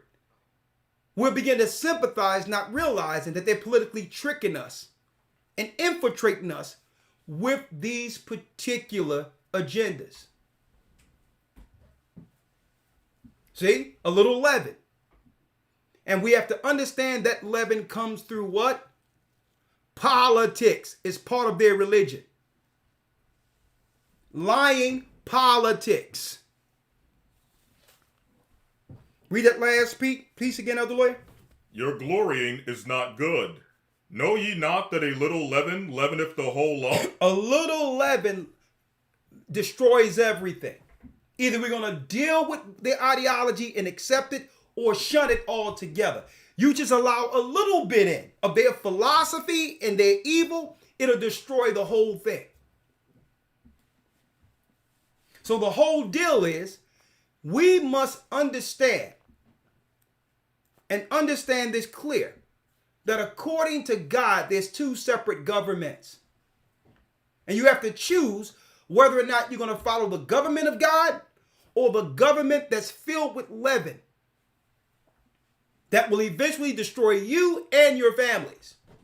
And the government must be instituted off of laws contained in the book. And you have to make a choice and say, well, okay, there are laws within the government that coincides with God laws. Okay, I can agree with that. But I will not participate in any of these government's agendas, because Christ has a separate agenda.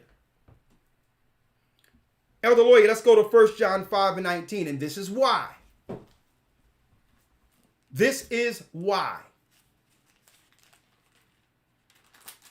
1 John 5:19.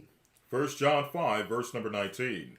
And we know that we are of God, and the whole world lieth in wickedness. We know that we are of God, but the whole world do what? Lieth in wickedness. Lieth in wickedness.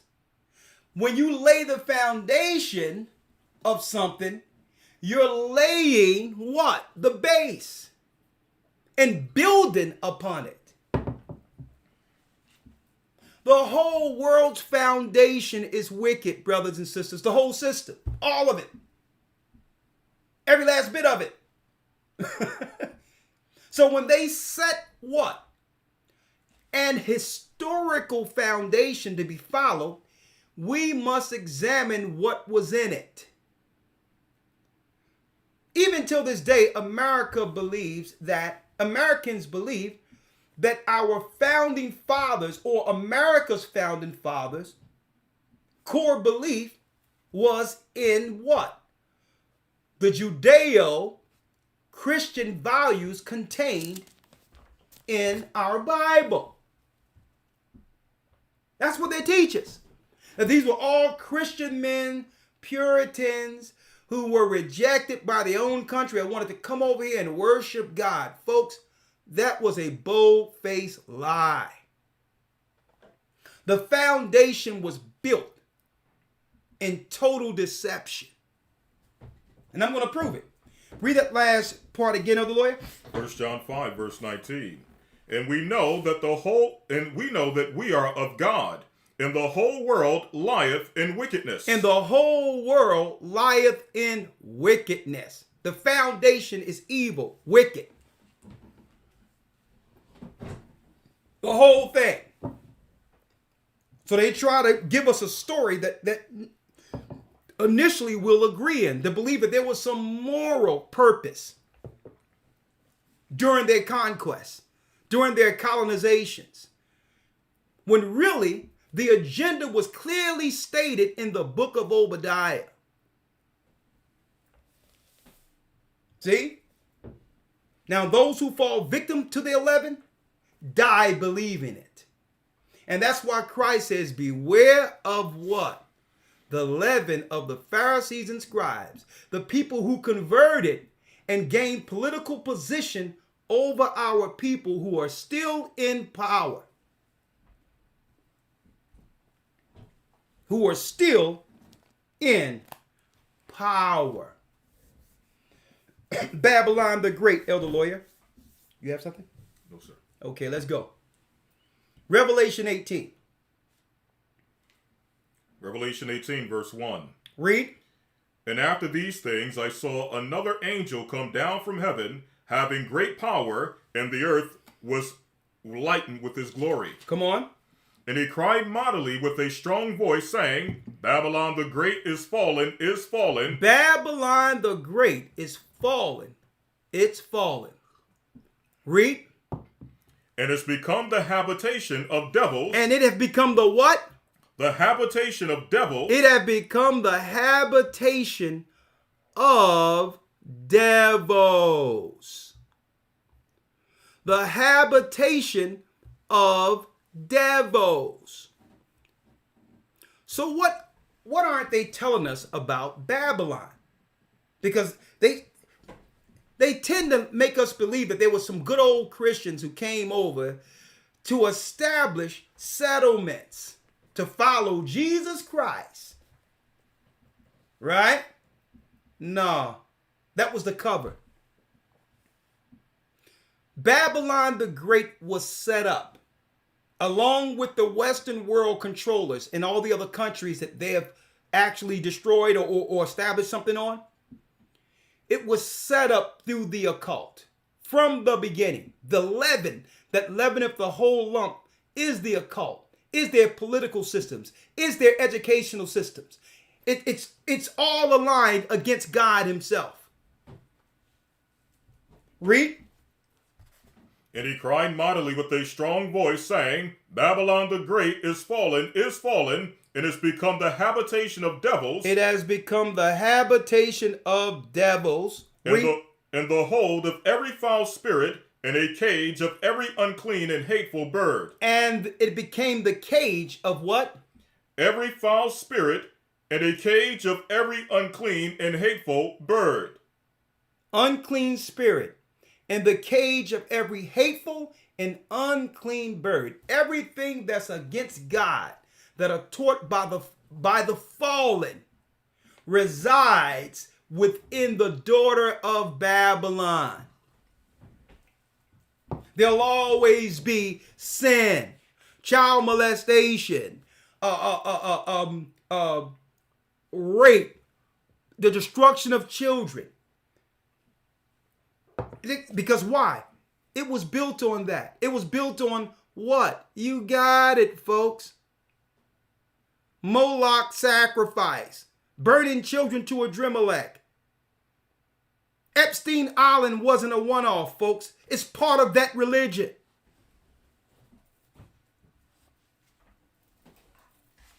You hear about Epstein, Weinstein, all these other things. You hear about Woody Allen marrying a 10-year-old little Asian girl. You see Charisse Theron took 2 black boys and adopted it and turned them into 2 daughters. Under philanthropy, I just wanted to help the underprivileged. It always comes with some type of morality that we can read in the Bible. But what we're witnessing is evil. They use the Bible to lower our guard. But these people are without spirit, without any care for God. They are occultists. These are they who set up your schools, who set up your universities, and guess right, and who have set up your churches and your religious institutions with an agenda. To shake all the children of the earth from their values and traditions that would normally align them in position to protect their own. To use our children as slaves to bring forth Satan's agenda on earth. Come on. Verse 3. For all nations have drunk of the wine of the wrath of her fornication. All nations, read. And the kings of the earth have committed fornication with her. And all the kings of the earth are in collusion, read. And the merchants of the earth are waxed rich through the abundance of her delicacies. Wall Street, they've all tapped into what? Their monetary system, their construct of control. They're all a part of it. The trading system. If you want to be a part of this, if you don't want to be a part of Satan's plan, we will sanction you. We'll put embargoes on you. In order for you to operate and feed your nation, you must bow to the beast. This was their plan from the beginning at what? America's infancy. But the whole time they made us believe it was about following Christ, following God. And we knew that it wasn't that. Based on what? How these people who claim to believe in Christ and God, how they treated us coming off the ships. It was all a lie. It was all a lie. What was at the fabric of Babylon, one might ask? What was at its fabric? Let me show you what was at its fabric.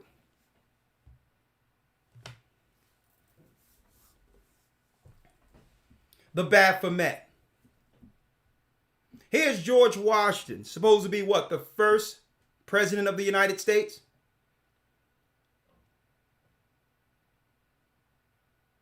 On a throne in the same posture as the Baphomet. 33-degree Mason with the ancient Canaanite religion, instilled through Freemasonry here in America. As above, so is below. An Edomite.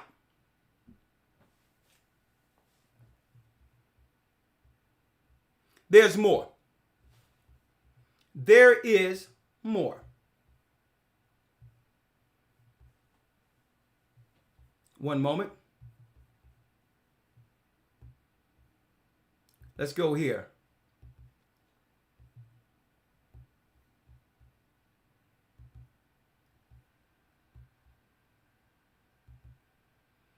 Who is this guy? Who is this guy, pray tell? Huh? Thomas Paine. One of the original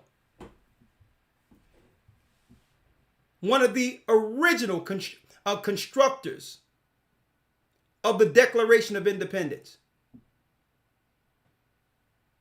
He's almost perceived as a god of Massachusetts. And he wrote a dissertation, or wrote a paper called The Age of Reasoning. Straight occultist, child sacrifice, hates the Bible. This guy. He came up with an age of reason where he can use the Bible for himself to bring forth his own political agendas. But at the same time, bring into question the belief or the validity of the Bible, or the belief in the same God of the Bible. The age of reason is the theology that most are using now from this Satanist right here, who belong not only to those who signed the Declaration of Independence, but the Hellfire Club over in Europe. Straight Satanist and occultist. He was there with a record called The Age of Reasoning. In the beginning, he would write a record that would eventually do what? Stimulate conversation in America that would have those who are called Americans question the validity of the Bible. That was the leaven that was in the beginning at the signing of the Declaration of Independence. Occultists. Occultists, brothers and sisters, more. Hellfire Club, an 18th century ritual cult for the famous and the powerful. These are they of high academia under Satan who established what we call Babylon. It had nothing to do with setting a place that would actually bring forth the morality and the righteousness contained in the Bible. More. Ben Franklin, another decorated member of the Hellfire Club. Right? Another decorated member of the Hellfire Club. Now, he had a place here, Benjamin Franklin's house, still here in Old City, Philadelphia. The chilling story behind skeletons in Benjamin Franklin's basement. The skeletons of people and children, leaning right back to the sacrifice to Adrimelech, the sacrifice to Moloch. Now, as far as his religion, y'all can look into that. I'm not trying to go into that right now, but it'll tell you what he belonged to. Benjamin Franklin wore many hats in his lifetime. Founding father, scientist, author, printer, political theorist, politician. What it says right here? Freemason, postmaster, inventor, statesman, and diplomat. But where did he get the understanding of invention from? Okay. It was the demons he worshiped. But a macabre discovery below the London townhouse that Franklin occupied during his post as ambassador to the court of St. James led to the discomforting question: was Franklin also a murderer?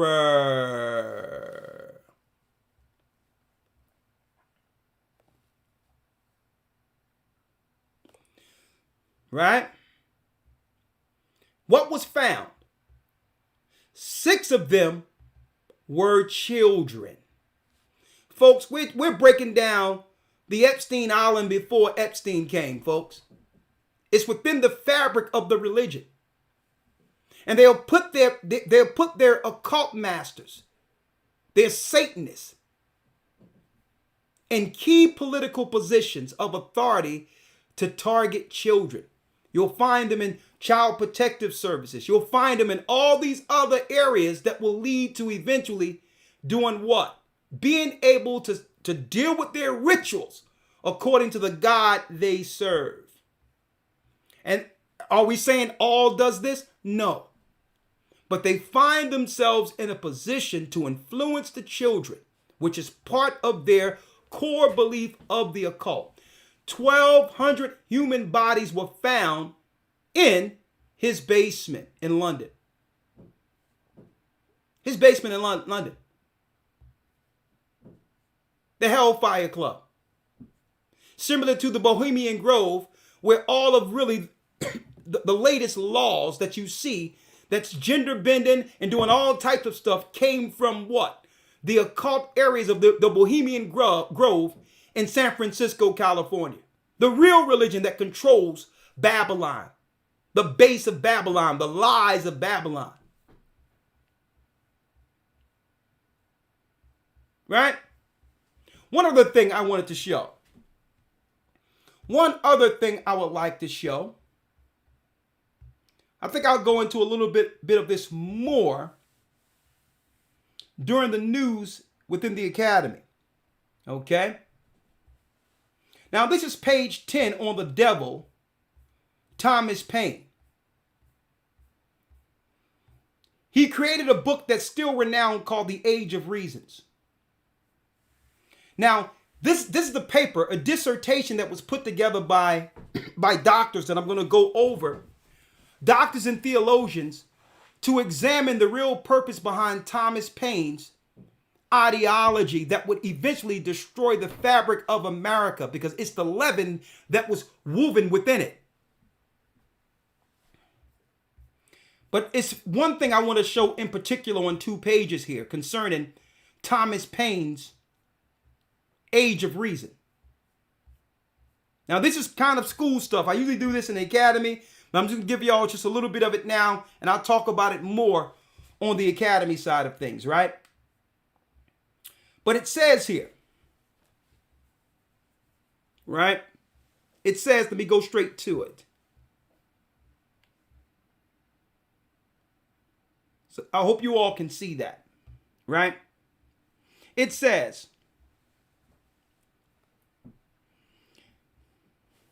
let me blow it up just a little. 1 second. That's better. Religions, rhetoric, and reason. With the contest over Paine's memory, right?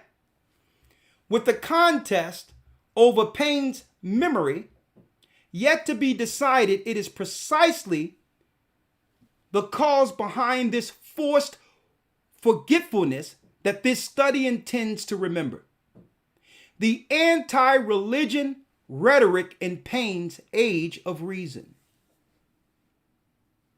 which left the Christian Bible demythologized and altogether desacralized in the minds of many of its readers. See? This is the leaven that was in the people who created or began Babylon, the daughter of Babylon. That eventually the citizens of America would deem the Bible as a myth. Looking back from other side of the fluidity, matter of fact, it says demoralized and altogether desacralized, because at one time the Bible was, to even speak against the Bible was sacrilege. Looking back from the other side of futurity, impenetrable veil, we can more clearly see the reasons that Paine's religious views was a source of such angry and ongoing contention. For he took biblical delegitimations, delegitimization, and democratized it, digesting the more esoteric spiritual skepticism that preceded him and regurgitated in a form that proved much more digestible for the generation of skeptics and secularists that followed. These are they who would become atheists in America, brothers and sisters. It's not that he didn't believe in the Bible. He hated the moral content of it because why? He knew that his practices under Satan was aligned against the God of Israel. Listen to this clearly. Listen to this clearly. It says here, demonized by those who opposed him and deified by those who embraced him. This forgotten founding father, having belatedly received his political due, merits a similar resurrection in religious studies. Neither theologians, exegetes, nor clergymen, Thomas Paine deserves to be classed among the most influential writers in the history of biblical criticism. Criticism in the pejorative sense especially. So a lot of you don't even realize this ideology was there in the creating of what we call the USA. We see the gender bending, the sex questioning, and all the lies now that the leaven has turned this America into a full loaf of sin.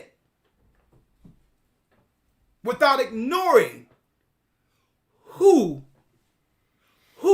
was at its infancy in the beginning. Esau.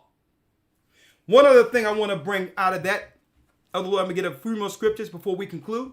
Yes, sir. Okay, 1 second, 195 here.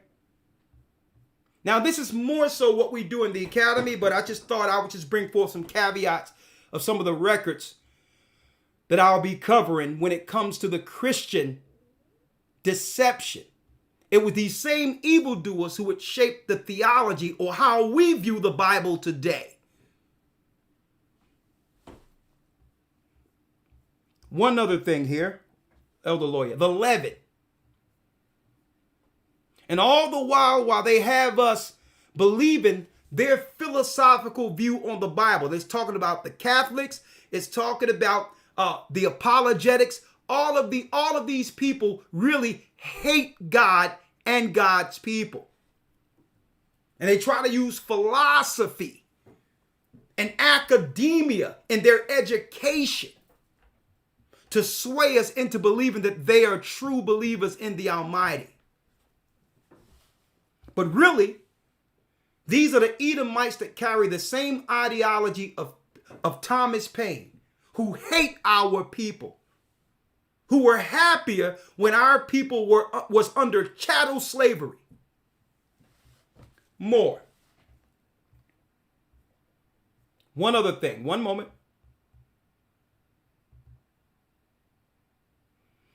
I'm going to page 195. The whole thing is good. I'll be going over some of this, especially in the academy.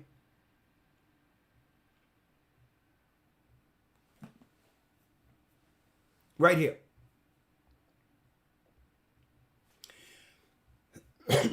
Right here.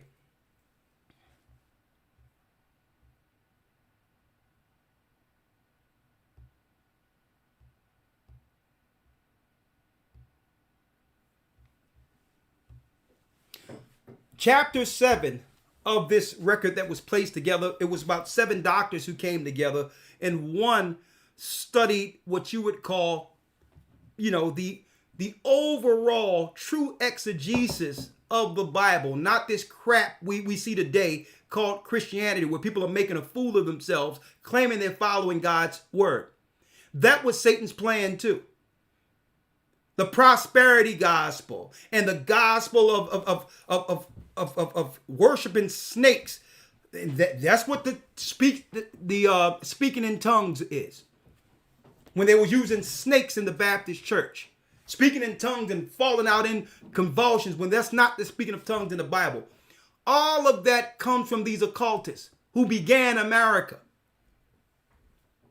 Let me read this real quick. Thick with ridiculed, Paine's political writings were likewise littered with scripture. Another supplementary layer of the common man's common tongue. So in order to give Paine any level of credibility, he would try to use scripture, a book he don't believe in, to justify his stances against it. Now listen. Though hindsight would eventually reveal Paine's stratagem, his utilitarianism at best and hypocrisy at worst, leading up to the age of reasons, leading up to the age of reasons,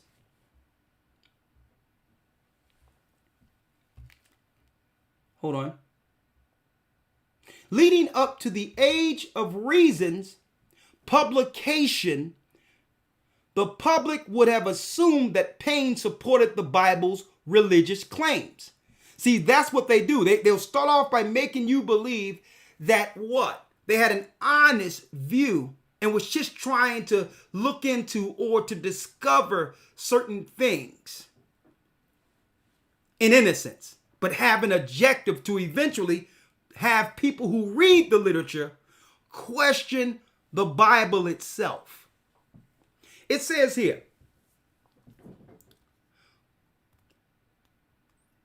assume Paine supported the Bible's claims and that the Bible supported Paine's political positions in return. Common sense had to make biblical sense to the generally accepted historian James Bird has shown. And the same true of Paine's other works. Consequently, its author made sure to lace his writings with well-worn language of scripture, hitching the Bible ethos to his own. Examples abound throughout his work, showing Paine to be not only a consummate rhetorician, listen, but a well-versed scriptorian. So he came off as if he believed and was what? For the Bible, for those who believed in it. A biblically literate as the readers, whose only biblical literacy he hoped to exploit. In fact, whether or not we trust his assertion that the first part of the Age of Reason was written without having a Bible hand, his command of the scriptures is remarkable. No doubt, the result of his Quaker upbringing. So, he was raised a Quaker, so he knew the Bible, but to a degree to deceive others into not following it. And by doing so, lead the earth, America, into what? Immorality. By now being skeptics of the only book that can highlight their true agenda at the time of penning the Declaration of Independence. Philosophers gained authority and became what? Lead theologians over the churches in America so that they can shake our people from the church to use us to build their Tower of Babel. But now it's time to come back. And that's why, go back to Revelation 18, and we're going to leave off with the book of Obadiah. Folks, there was never a time where this country was under God's values according to the book. They deceived you.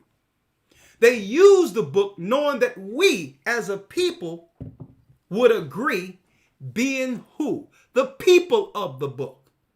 But they used philosophy and deception at its foundation. Their whole plan, just like Thomas Paine, was to deceive us within the book through their philosophy, to question our own record, the only book that could save us. That was their plan the whole time, just like Thomas Paine, leading to an age of reason, an age in which man no longer needs the book or need God. And this is why it says in the book of Obadiah, the pride of their heart have deceived them. Bringing it around full circle. Let's read it again.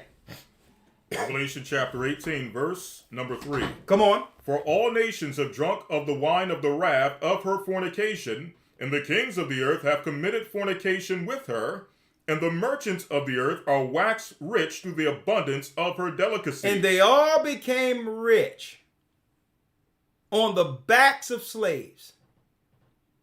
That's right, the children of slaves who worked in their cotton fields, who built their plantations, who build their roads. All the nations got rich, and when they come over, they take turns on us like a harlot. Because the plan was to do what? To utilize God's people into perpetuity. This was their opportunity. But in order to do this, they had to teach us we were someone else, Gentiles.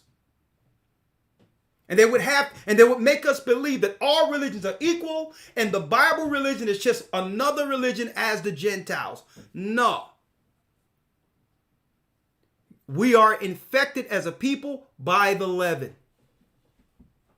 Their religion is evil, wicked, deceptive, witchcraft, sorcery, astrology, child sacrifice. They could care less about people. See? That's why it says it's the hold of every unclean and hateful bird. Who would push things unclean and claim that the Bible upholds it? Oh yeah, you can eat unclean food. God said pray over it. Who would do that? The evildoers. Read. Verse 4, and I heard another voice from heaven saying, come out of her, my people. Now you cannot come out of her if you don't understand the leaven. See? You can't, if we are infected by the leaven, it doesn't matter your geography. You'll take the leaven any place you go if you are infected. So yes, we understand that the Bible says, flee Babylon. Folks, that never changed. That never changed. It's just that now we are in position where serpents can't come in and infiltrate and destroy it before it becomes what the Most High intended. And I can see that crystal clear. That people were fleeing with their own ideologies, their own leaven, just to latch on to a train that was moving, going to use our doctrine and what we were teaching for their own what? Their own gain, to heap out souls for themselves, to cause destruction. So it never changed, but we understood while moving and going out, that hold up, everyone that's coming out and doing things, they're not of the doctrine. They're dealing with something else. And everything that we would advise to help them along and say, listen, you got to get up under, they did to the contrary. Operating to destroy so that it could eventually fall on us as the guys who said flee. So let me make it clear. It never changed. But the way it happened, I thank the Most High for it, because we wouldn't have survived with how they're operating and how they continue to operate under the guise of being under the church. Let me make that clear. But when we make a distinction altogether, then you will see the serpents come out and show their true intent now that they can no longer utilize us. See? That's right. Churches are all over this earth because we fled. And we're going to have a place to flee when it's time. Because it's one thing that they didn't calculate, where the Most High says, I will send you out as he-goats before the flock. Before the Israelites left permanently or moved permanently and stayed anywhere, Jethro, excuse me, Joshua and Caleb, they sent spies into the land. They went out and they started operating amongst the people. They operated amongst the two women that was in the Canaanite land that became Israel. So I'm glad we were able to travel, and we will travel. We will continue to travel.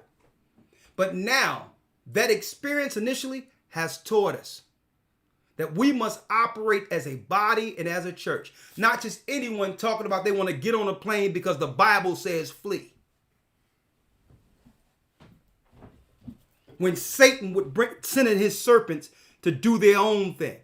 We had people over there, folks, dealing with the vegan diet of the disciples. We're dealing with the moon according to the lunar moon with a Sabbath. I'm talking about people I never met. All different types of doctrine. So I'm making it clear right now, folks. That stance of fleeing Babylon never ended. But we had to do what? To protect brothers and sisters who are growing in churches of other areas. We had to make it where now it's one on one. We're through the church, and if somebody's going to go into an area, it's due to a ministry. It's under a work. Okay? Finish reading, Elder Lawyer. Verse 5.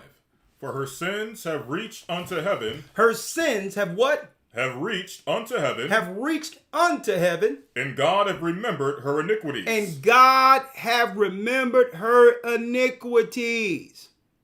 He remembered how the country was created or made from its inception. There was never a plan here to serve the living God. It was to bring in a new world order. To do what? I'm going to show you. To finish what Nimrod couldn't at the Tower of Babel. Finish reading. Come on. For her sins have reached unto heaven, and God have remembered her iniquities. So listen.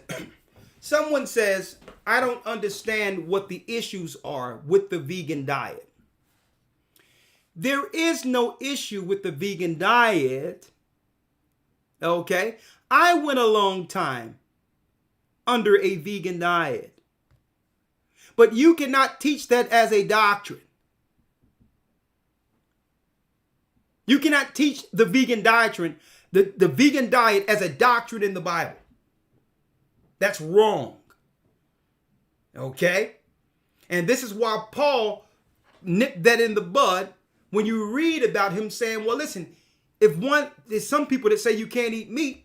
Guess what? You can't do that. Don't get in the way of those who eat clean meat, and people that eat clean meat don't get in the way of people who are eating vegetables, because either of them are lawful under the Almighty. It's off when someone come as a vegetarian and try to say God want all of us to do this according to his doctrine. That's when it's wrong. When man gets in the way. All things are lawful, but all things aren't expedient. You are not to make your personal preference on your diet a law to claim that God commands us all to do it. That's what we mean when they was coming up. Because not only were they coming with the vegan diet, they were coming with an Essene doctrine, which was actually a plagiarized 2nd century book that had nothing to do with the original Essenes, to push what? Pagan values, using vegan as a cover. Okay? Right, and Paul goes as far as Thank you. as not only Man, we First got over Timothy. 4,000. That's good. Praise the Most High. Go on. Yes, sir. When you get an opportunity, read 1 Timothy 4, where Paul says, when you teach, or if someone is to teach to abstain from meats, that is a doctrine of devils. That's how serious the apostles were against that philosophy. Yeah, it's a doctrine of devils. Yeah, you understand? So when people try to say that, well, eating veggies is on another level than eating meat, and try to push that because they're vegan, that's a doctrine of the devil. And really, it's rooted into what? When people push that, it's really rooted into the spirit of Cain. The Most High told Abel to bring forth a meat sacrifice because Adam and Eve, that's right, through their sin, animals had to die to cover their nakedness. So Abel brought a good sacrifice when Cain brought veggies. Now, is veggies wrong altogether? No, it isn't wrong. But when it's time to bring forth a sacrifice to the Almighty, like the Passover, it's clear according to the law what food we are to bring. So when someone try to go against meat and bring veggies, it's in the spirit of Cain. And it's not unlawful for someone to be a vegan. It's healthy. But you are not to make that into a doctrine. That's against God. That's a doctrine of devils. Thank you, Elder Lawya. See? That's a doctrine of devils. That's your preference. Okay? But you cannot make that. And what I'm saying is, let me tell you, folks, there was people coming in with all types of doctrines. You had people who didn't even believe in the name of the Most High talking about fleeing. And then you have them get with other people to say, well, yeah, I'm down with the elders, but bringing their doctrine as an undercurrent under it so they can heap men unto themselves to sustain them. All of that crap. And Elder Gabar called me and say, Elder Gabar called me and say, Elder Rawchaa, yes, we got to flee, but you got all type of people coming into our church with these different doctrines. We're going to have to tighten this up. Because they're using this flee thing as a cover, but they really don't believe in the church. They really don't follow us. And every place they go, they'll destroy. So we had to examine it and say, you know what? That's right. It's true. We've already established churches all over the earth. When the Israelites fled into Africa, it's because of the relationships we had that Christ developed through the disciples, where there were churches and all that in the remote areas. And there were other Israelites who fled well before that. Through Pompey and Julius, a lot of us went into Africa and set up the Ghanaian state, Mali, and different parts of Africa. So it's like, you know what? The churches are established. So if anything happens, we can now communicate with brothers and sisters all over the earth to have a place for refuge for our families. Let the Most High Church set those agreements in the earth where we can go based on the ministry that was established when we first left out. Quite simple. Now, we don't have to worry about the serpents coming in saying, God said flee. To only bring forth their own ideology. Right? Oh yeah, Passover is next week. We only got a few more here. Elder Rawchaa? Yes, sir. Verse 6. Let's go back to the book of Obadiah now. Yes, sir. Man, y'all did a great job. We thank you. We're well over 4,000. All praises be to the Most High. If y'all think this was something, wait till you see the lesson tomorrow. HistoryTimes.org. That's right. The love-hate relationship between man and woman. The nature of man according to God, and the nature of woman according to God. Why is it we hate one another? We were taught to. It's a curse. And I'm going to be going into that tomorrow. Ready, Elder Lawya? Yes, sir. Historytimes.org. Let's go. Obadiah, verse number 3. Yeah. The pride of thine heart have deceived thee, thou that dwellest in the clefts of the rock. The pride of thine heart, speaking of Esau, have deceived thee, thou that dwelleth in the clefts of the rocks. First, Mount Seir. Later, the Caucasus Mountains of Georgia, Russia. Read. Whose habitation is high, that saith in his heart, who shall bring me down to the ground? Who saith in his heart, who shall bring me down to the ground? Read. Verse 4. Though thou exalt thyself as the eagle. Though thou exalt thyself as the eagle. Read. And though thou set thy nest among the stars. Though thou what? Though thou set thy nest among the stars. Thence will I bring thee down, saith the Lord. Thence will I bring thee down, saith the Almighty. Now, there's a few things I want to show on this. There's a few things I want to show, brothers and sisters. Though they that set their nest among the stars, thence will I bring thee down, saith the Lord. Now we told you that the Sanhedrin, that was dealing with all these different type of rituals, became the new people of Israel once our people no longer could stake claim to the land. It was Okay, one moment. Because we can finish it together. 1 second. All right, we can finish it together because I want to make sure I have this. I'm with you. Oh, no, don't worry about it. 1 second, we'll be right back.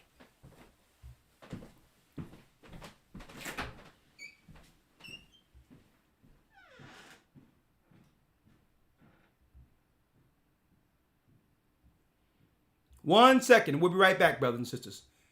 To conclude the lesson, the Edomite Agenda. The Bible. Is it hard to understand? When it comes to reading the Bible, the first thing that comes to mind is the fact that this is the Word of God. The seals have been broken, and the truth is here. And when we go throughout the scriptures, when we go throughout extra biblical records, we find that the language that God employed, that He used to create the heavens and the earth, was the Hebrew language. Christ said, I came for the lost sheep of the house of Israel. But yet no one, no religious leader, no religious church out there anywhere can now identify the 12 tribes of Israel. Can we? God is quite simple, but it seems as if man makes understanding Him hard. What are those mysteries? The truth of your book and the truth will make you free. The Hebron Bible Academy. You're invited.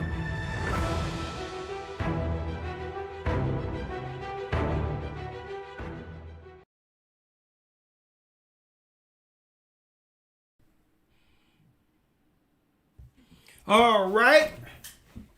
We're about to go in. Very, very good, right? The Edomite Agenda. The Edomite Agenda. And let's pull this up real quick.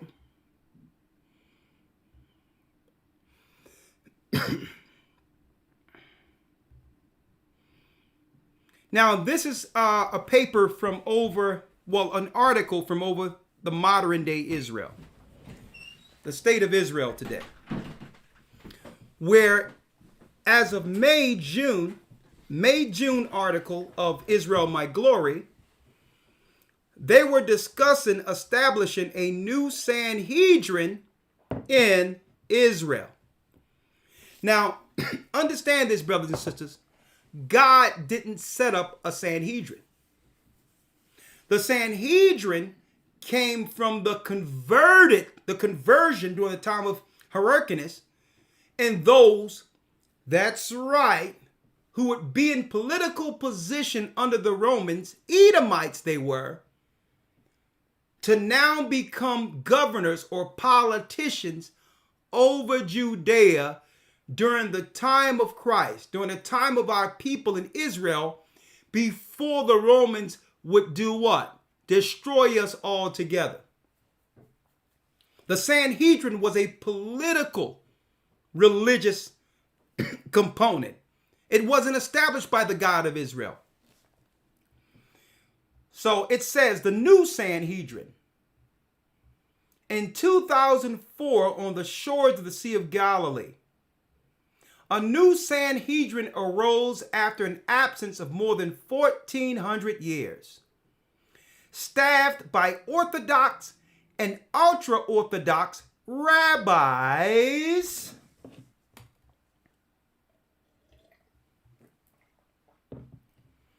who want Israeli life to conform to the Torah and the rabbinical law.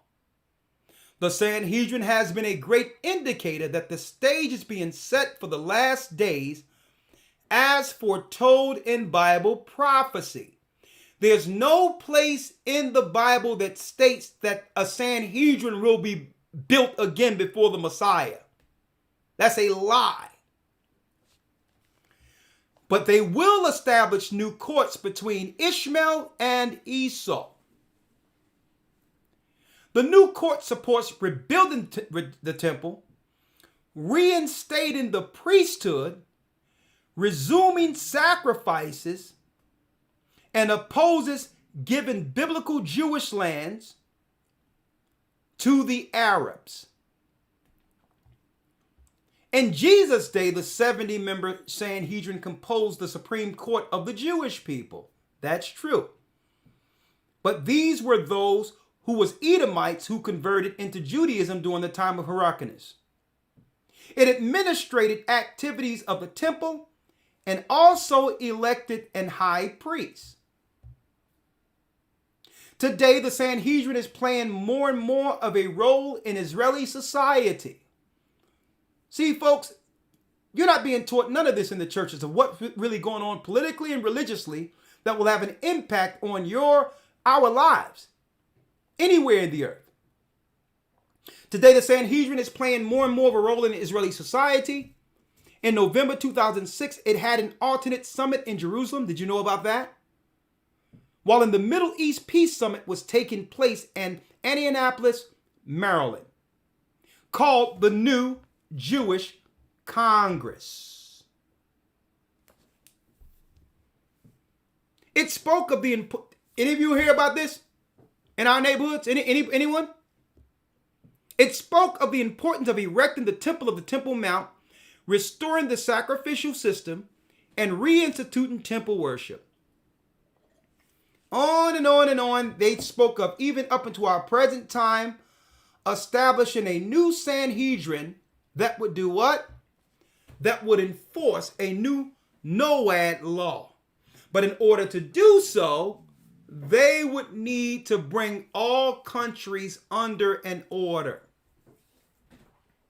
Under an order. Right? But what is the real plan? What is the real plan? Here's a coin, brothers and sisters. This is what's on the back of the Donald Trump coin. The same time Donald Trump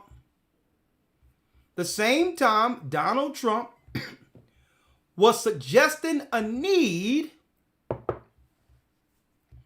to help build a temple in Israel. Now let's see what's on Donald Trump's coin. And we're going to blow this all the way up. How many of you knew this? Look at this. Here's a sword, a Middle Eastern sword. Right? As you go up the sword, you see a motherboard of a computer. Right? a motherboard of a computer, a healthcare heart, showing the healthcare heart, the healthcare system. The computer links into the satellites link into the syringes and the baby bottles. Also, the machines, barcodes, and their farming system. Satellites, and at the end of it, rockets going out into space. Peace, and at the apex of it all, Saturn, Satan at the very top. On the back of the Donald Trump commemorative coin. Also on the coin in the back, there's Hebrew writing as well as an Arabic proverb. An Arabic proverb, folks. See it? Look at it. Look at it good with Donald Trump signature at the bottom of it. And the Arabic proverb, which is Al-Thought 61, which is from the Quran, when they would make us believe that he's down with the Christians, right here in America.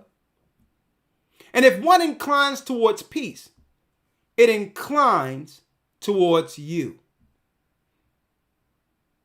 Al-Thought 61 from the what? The Quran. On the sword. Now you know sword is war. The motherboard leading to the healthcare system that just happened. The syringes, the baby bottles, the computer barcode system, the satellites with the machines linked with the Wi-Fi symbol to the degree where there's a rocket going out in space to Mars. That's on the back of the commemorative Trump. The commemorative Trump coin. At the same time, they were signing a peace pact over in Israel, establishing a new sanhedrin.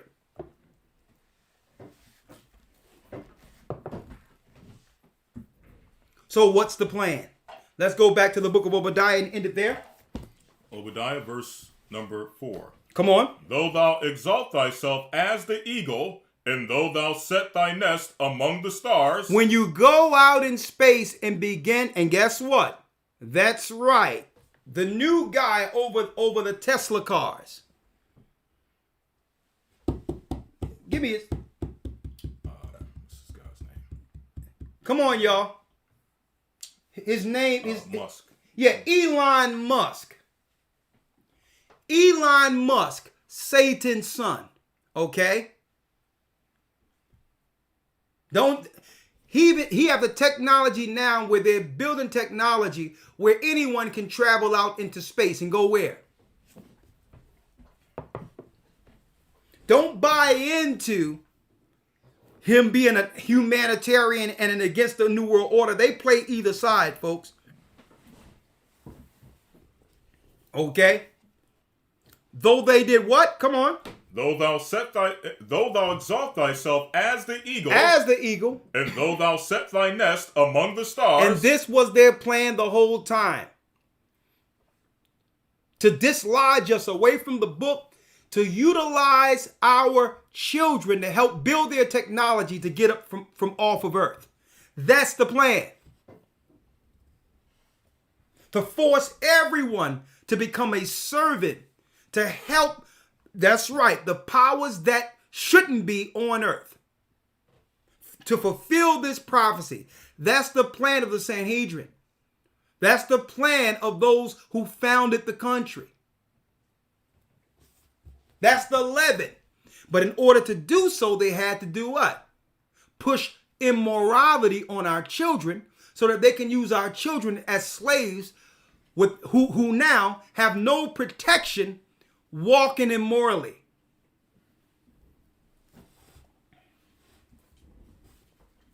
I need y'all to think about this.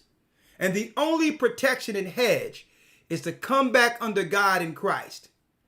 Because they're going to deem everyone in the earth who believe in the Bible very soon as enemies. As enemies. This is why when you began to say no to certain things for the last couple of years, this is why people started asking you, well, what religion do you believe in? And when you say, well, it's religious exemption, they wanted to know, well, what church you belong to? They're keeping data, folks. Because they know whoever pushed back the last 2 years will be pushing back when they implement the mark of the beast. They know it. Like we're living in a country where there's freedom of religion, right? Why do you care what my religious beliefs are concerning whatever you're rolling out? Because they know that in prophecy that there will be God's people at the very end opposing them. That's why.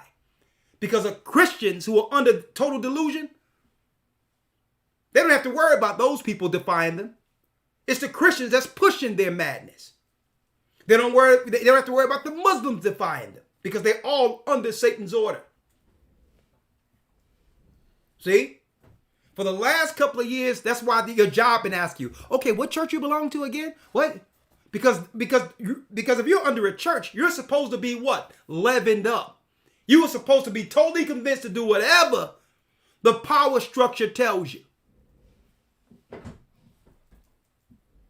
But the answer is not to be anti-government. The answer is this. Elder Lawya, let's get render under Caesar real quick.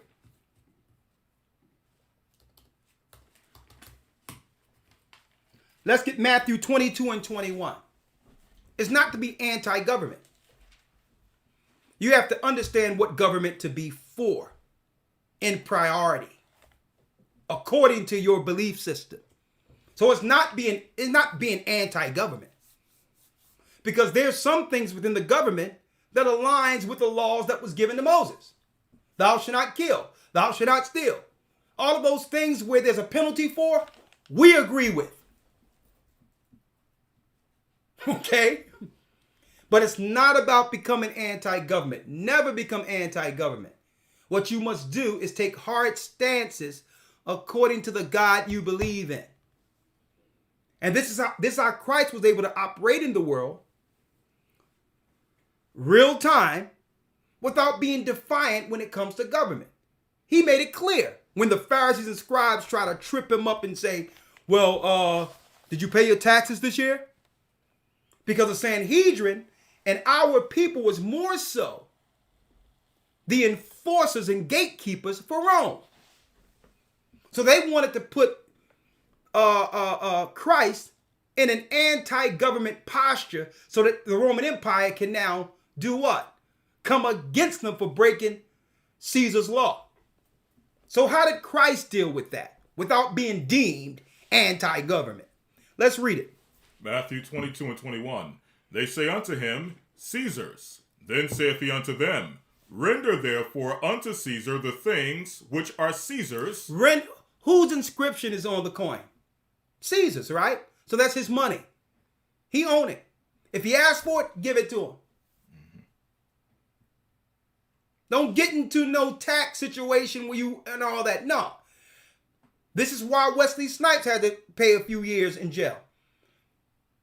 Well, according to the law, I'm a free man and you're not supposed to. No. If they ask for their money, it's their face on it. Give it to them. Give it to them. See? Read. Render therefore unto Caesar's the things which are Caesar's. Come on. And unto God the things that are God's. And unto God the things that are God's.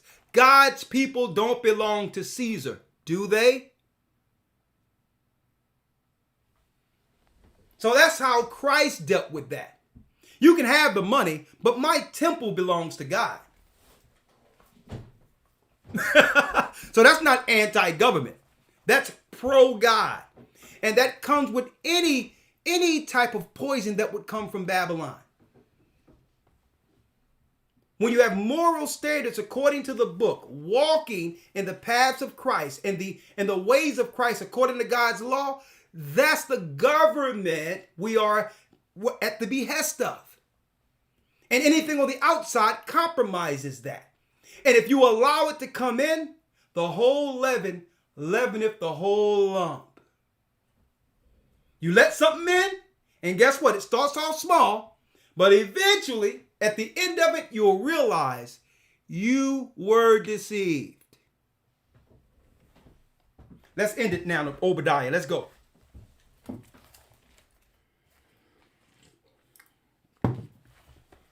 Obadiah verse number 4.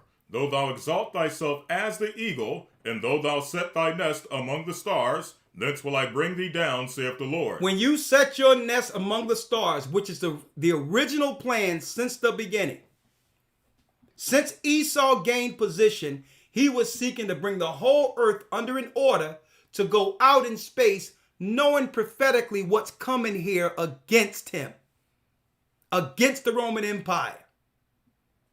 It's going to be the fall of Esau's empire and the rise of Jacob. You think these people don't understand that prophetically, but their pride have deceived them. They look to hold Jacob down. They look to destroy Jacob. But the Most High God of the Bible they no longer believe in, has another plan for this earth, another order for God's people. Read. Verse 5. If thieves came to thee, if robbers by night, how art thou cut off? Would they not have stolen till they had enough? So that's another thing that you can find out about Esau. He may come under the guise of philanthropy or the guise of helping to make clean water and give clean medicines. But really, it's about stealing the ground right from under the people they're helping. Read. If thieves came to thee, if robbers by night, how art thou cut off? Would they not have stolen till they had enough? Come on. If the grape gatherers came to thee, would they not leave some grapes? Come on. How are the things of Esau searched out? How can you figure out the true plans of Esau? How can you figure out Edom's agenda? Now, brothers and sisters, you understand why they try to get you out of the book? Or try to shame you into believing that you're wrong by believing in it? Because without the book, you cannot identify them. See? And their true intentions for the world. So that's why it says in the book of Obadiah, how are the things of Esau searched out or sorted up? Read. You need the Bible. You need the Bible so that you can be in the world, but not of it. Well, you can operate with Esau without him tainting you. Because why? You now have standards, moral standards, a code with your God, laws. So now you have to interact with the world, but now their political system and others cannot taint or influence you. First and foremost, I don't trust your politics.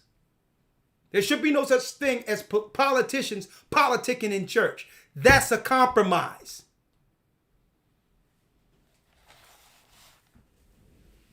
The Sanhedrin had no place amongst Christ and the direction concerning his kingdom. Read. Verse 7. All the men of thy confederacy have brought thee even to the border. The men that were at peace with thee have deceived thee and prevailed against thee. Because now all the nations who drunk of the wine of her fornication have begun to see that they've been double-crossed too. Read. And prevailed against thee. They that eat thy bread have laid a wound under thee. There is none understanding in him. There's no negotiating with them. Esau has a singular plan and is willing to deceive, lie, and do whatever he can to accomplish it. The Bible makes it clear. The The best thing to do is follow our God and get out of Esau's way. Because there's no change in him. There's no negotiating, because everything you go to him with, he's going to look out. He's only going to help you if it gives him a political advantage over you. That's it. He don't care about your cause. The only way he'll deal with your cause if he can see how he can advance his plan quicker, using you. See? Come on. Verse 8. Shall I not in that day, saith the Lord, even destroy the wise men out of Edom? There you go. And understanding out of the mount of Esau? Come on. And thy mighty men, O Teman, shall be dismayed, to the end that everyone of the mount of Esau The top of Esau, those that are planning things against us from a political vantage point. That's why it says the mount of Esau, read, may be cut off by slaughter. Eventually, Christ will war with them upon his return. Every eye shall see when their space junk begin to fall to this earth like meteorites. You're going to know Christ is on his way. Come on. Verse number 10. For thy violence against thy brother Jacob. Because you continually to seek violence against your brother who have no idea that he's under attack. Because of this, Esau, shame shall cover thee, and thou shalt be cut off forever. And thou shalt be cut off forever. What does that mean? No more rulership. No more property. Read. Verse 11. In the day that thou stoodest on the other side, in the day that the strangers carried away captive his forces, and foreigners entered into his gates, and cast lots upon Jerusalem, even thou wast one of them. Come on. But thou shouldest not have looked in the day of thy brother, in the day that he became a stranger. And when we became a stranger in this land, in America, they could have told us we were Israelites. Nah. They could have helped us. They could have easily used that Bible to say, right now you're temporarily under our rule. We will rule for a time, but in order for you to sustain and one day receive a kingdom promise, you need to follow the laws as God's people. You're the children of Israel in captivity according to the Bible's prophecies. They could have told us that. Now, how do you know they could have told us that, folks? Every other nation that had us, that we were under, allowed us to practice as Israelites. Even the Roman Empire. They could have easily, we had to do all this to find out at the very end of the world being destroyed, that we were the people.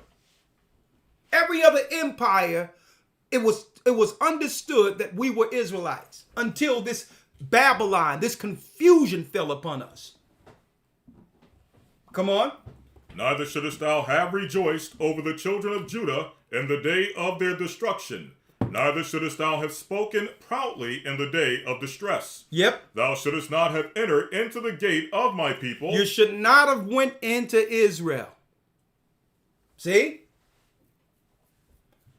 See, hey, it's red right here. You were not supposed to go back into the land because the Messiah was prophesied to bring the people back into the land after a desolation, after the war. Come on. Thou shouldest not have entered into the gate of my people in the day of their calamity. Yea, thou shouldest not have looked on their affliction in the day of their calamity. Come on. Nor laid hands on their substance in the day of their calamity. Stole things from us. Even when we came out of Egypt, you had Amalek with his coward behind, coming from behind, killing the elderly women and children, afraid to face the men that was at the front of the caravans. And this is how Esau operates. I remember years ago at the Passover, we had the Passover here in Atlanta, or it was Atlanta, right? Yeah, Atlanta, in Georgia. It was either the Georgia one or the one we had in the Carolinas. I think it was the Georgia one. It was the Carolina ones, one of them, where a video was put up weeks later of the apologetics questioning sisters in our church. We didn't even know they were there or existed. That so-called vocab Malone devil who tried to originally came inconspicuous at first, as if he just wanted to understand what we were dealing with when he first came on the scene. And then we seen a video where this guy is questioning sisters with all the brothers there, with all the leaders there, didn't even ask to speak to a leader of the church. Went straight to a sister to try to speak to a sister and try to gainsay and debate a sister. Those are the serpents that work under Esau. Apologetics, theologians. When I seen the video, I'm like, that's deep. I didn't even know the brother showed up here. He could have easily asked for me. And I told him to slither his behind somewhere else. Why do you care about how our people are coming together? What are you doing to help our people in the inner cities? No, you're only there to keep and instill the lies that are destroying our people while Biden is pushing crack pipes and meth. You want to peddle your satanic paraphernalia called Christianity. Well, those days are over. That's how cowards operate. You don't come to speak to the men just like your father, the devil, Amalek. You want to come from behind and try to ambush the sisters. Finish reading, Elder Lawya. Verse number 14. Yeah. Neither shouldest thou have stood in the crossway to cut off those of his that did escape, neither shouldest thou have delivered up those of his that did remain in the day of distress. Come on. For the day of the Lord is near upon all the heathen. The day of the Lord is near upon all the Gentile nations who have enslaved and or harmed God's people. We're woke now. We can see you. Read. As thou hast done, it shall be done unto thee. You will reap what you sowed. Read. Thy reward shall return upon thine own head. For as you have drunk upon my holy mountain, as you have went into the land and claimed the land, read, so shall all the heathen drink continually, yea, they shall drink, and they shall swallow down, and they shall be as though they had not been. They shall be as though they have not been. They're still going to be on earth. But you know what? The Gentiles are going to be put in order according to God's plan for their future. The real new world order comes with Christ. Come on. 17. But upon Mount Zion shall be deliverance, and there shall be holiness, and the house of Jacob shall possess their possessions. We shall possess their possessions. This is how they're going to be, as if they never been. All the stuff they've stolen is coming back to its rightful owners. Read. Verse 18. And the house of Jacob shall be a fire, and the house of Joseph a flame, and the house of Esau for stubble. For stubble. And they shall kindle in them and devour them, and there shall not be any remaining of the house of Esau. When it says any remaining, that's speaking of property, not people. It's speaking of the things they stole and do own in the earth. It's not speaking of people, right? When it says any remaining, it's speaking of properties, ill-gotten property they have stolen. Read. There shall not be any remaining of the house of Esau, for the Lord has spoken it. For the Most High have spoken it. Read. And they of the south shall possess the mount of Esau. Thank you. So when it says any, now Israel will possess the mount of Esau. And they of the plain of the Philistines. And the plains of the Philistines. And they shall possess the fields of Ephraim. We shall possess the fields of Ephraim, all of the land they're fighting over right now. And the fields of Samaria. Come on. And Benjamin shall possess Gilead. And Benjamin shall possess Gilead, the future of how the land will be dispersed upon the coming of our Savior, who's bringing the true righteous government to earth. Read. And the captivity of the host of the children of Israel shall possess that of the Canaanites, even unto Zarephath, and the captivity of Jerusalem, which is in Zaphared, shall possess the cities of the south. And saviors shall come upon Mount Zion to judge the mount of Esau, and the kingdom shall be the Lord's. So in order for us to judge Esau, Esau must be what? Living. And then it goes right back to the prophecy given to our mother Rebecca. That's right. The elder shall serve the younger. Well, brothers and sisters, that concludes our weekly Sabbath. I know we've been fed leading up to the Passover next weekend. Stay in prayer. Stay instant in prayer, brothers and sisters. Stay prayed up, sin not. We're almost home. Don't fear the devices of Esau. Understand it was our God who made him.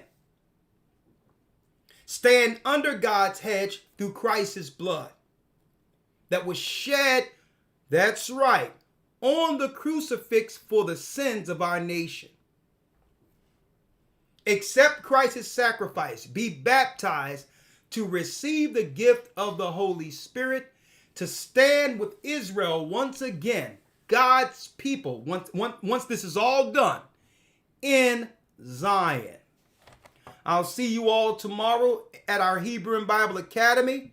The love-hate relationship between man and woman. How can the Most High bring us together? Hey, we'll talk about that tomorrow. If this interests you, go to historytimes.org. If not, it's still okay. We'll see you next week at the Passover. Stay prayed up, sin not.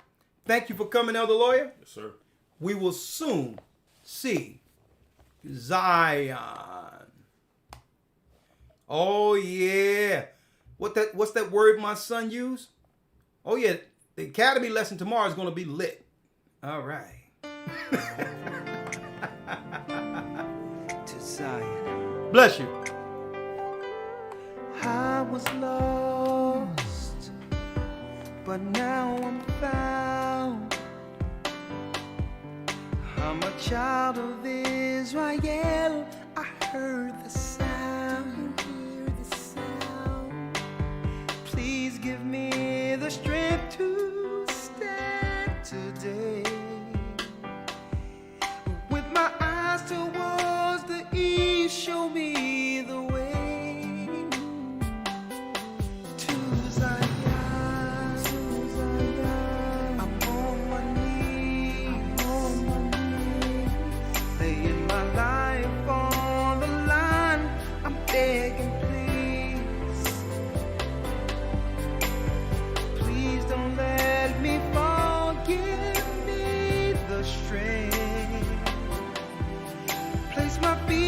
Guide my path, show me the way to Zion. I opened up the book and see that the apple of your eye included me.